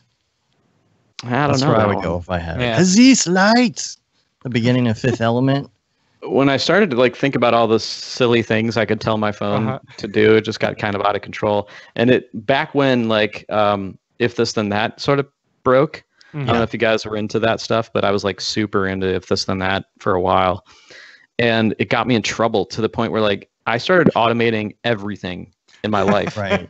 And like I was commuting downtown, working in a studio and stuff. So I had If This Then That tell when I left the company Wi-Fi, and it would text my wife that I was on my way home. And it worked for like a week until one day I went out to lunch too far. It triggered it, and she's like, "Why are you coming home right now?" Yeah. And I'm like, "No, I got figured out." So that was the end. You got to add something that does time in there, and you have to say that it's after a certain time. I know, but I was new to it, dude. Like I didn't know. That's a great service, though, and it's free. So yeah, it is really cool. I still use a few things on it now, even. But yeah, I was like huge into like that automation life hacky stuff, and went down the rabbit hole of that and Velcro and other things. Cool. Well, we're gonna get out of here. I think we're at 2.5 hours at least at this point. But Chad, thanks for being on for a really long time. No problem, man. It's always like one of my favorite things to do anytime we are in the same area or whatever is just chatting with you. You're one of my favorite people to talk to. Oh, thanks, man. I love you guys. You guys are great. I love what you guys are doing. It's been cool watching you guys sort of come up, you know, like I think I listened to your first podcast. God, I think I ran into you guys at the pinball party. Yeah. And I was like, I know that voice. Like, have I heard that voice before? So yeah, it's really cool to see what you guys are doing, and I super appreciate everything you guys are doing for the community, and everything that you've been doing behind the scenes with Maxon at the events is really awesome. And thanks. Yeah, looking forward to hanging out with you guys at SIGGRAPH. Oh, yeah, totally. That's gonna be great. We will all three be at SIGGRAPH, of course. And Dave, I guess we can mention it. Yeah, we all presenting. We were all presenting. Yeah, Dave and I was will given be permission to say that. Yeah. Dave and I will be presenting Double check. together. I'm going to be going over the Dead Mouse project we did for the New Year's Eve stuff, and Dave's going to be going over the Busch Gardens projection map project. So Yeah, yours is the Rick and Morty thing, Yes. right? Well, isn't that what I said? Did I say something else? Well, I you think I said said Dead Mouse, but it was Oh, Dead yeah. Mouse. The It was Dead Mouse Rick and Morty stuff. / Rick and Morty. Yeah. So So You guys should do it like Master Blaster style. right. Like one of you on top of the other one's shoulders, Uh-huh. but walk up with a big coat on so we don't know the other Oh, one. right. yeah, it'll be my hands in his face. Right. Now that's funny. That actually would probably I'll just go behind his back. Right. Oh my god, yeah. One of you like run the keyboard and the mouse while the other one talks, but it looks like We'll one see. The other person will have to just do a really good job explaining of what Yeah. they're doing, so that the other. That's the ultimate goal, dude. That like Dude. that's Oh, that's yeah, the there you ultimate go. way to know that you are a master of C4D. if Yeah, you so do I- good, I- no hands or no I eyes. can't know what you're doing in the entire. You're not allowed to tell me ahead of time. Right. Okay. Yeah, it's Alright, like that like improv thing where people put on the shirt but they Uh-huh. put their hands through. Uh-huh. Right. I'm thinking that's what you guys should do. Totally. Perfect. Yeah. We'll just need to practice it a few times. No, man, don't practice at all. All right. Do it. Wow.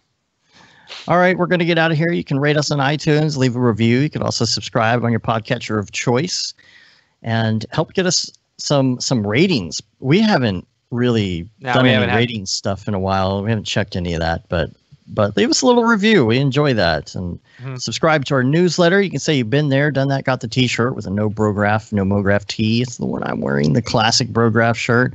You've got the limited edition Gate and DeSimone, the Paul Babb Feel the Bab 2020 shirt. All the profits from that go to Doctors Without Borders, and then of course the Render Things T-shirt and hoodie, which are our most popular ones. So check those out. They're all on our site or on Amazon. And of course, we're on Facebook, Twitter, Instagram, Twitch, and of course, YouTube, Brograph.com. Chad, where can people find you? Mm-hmm.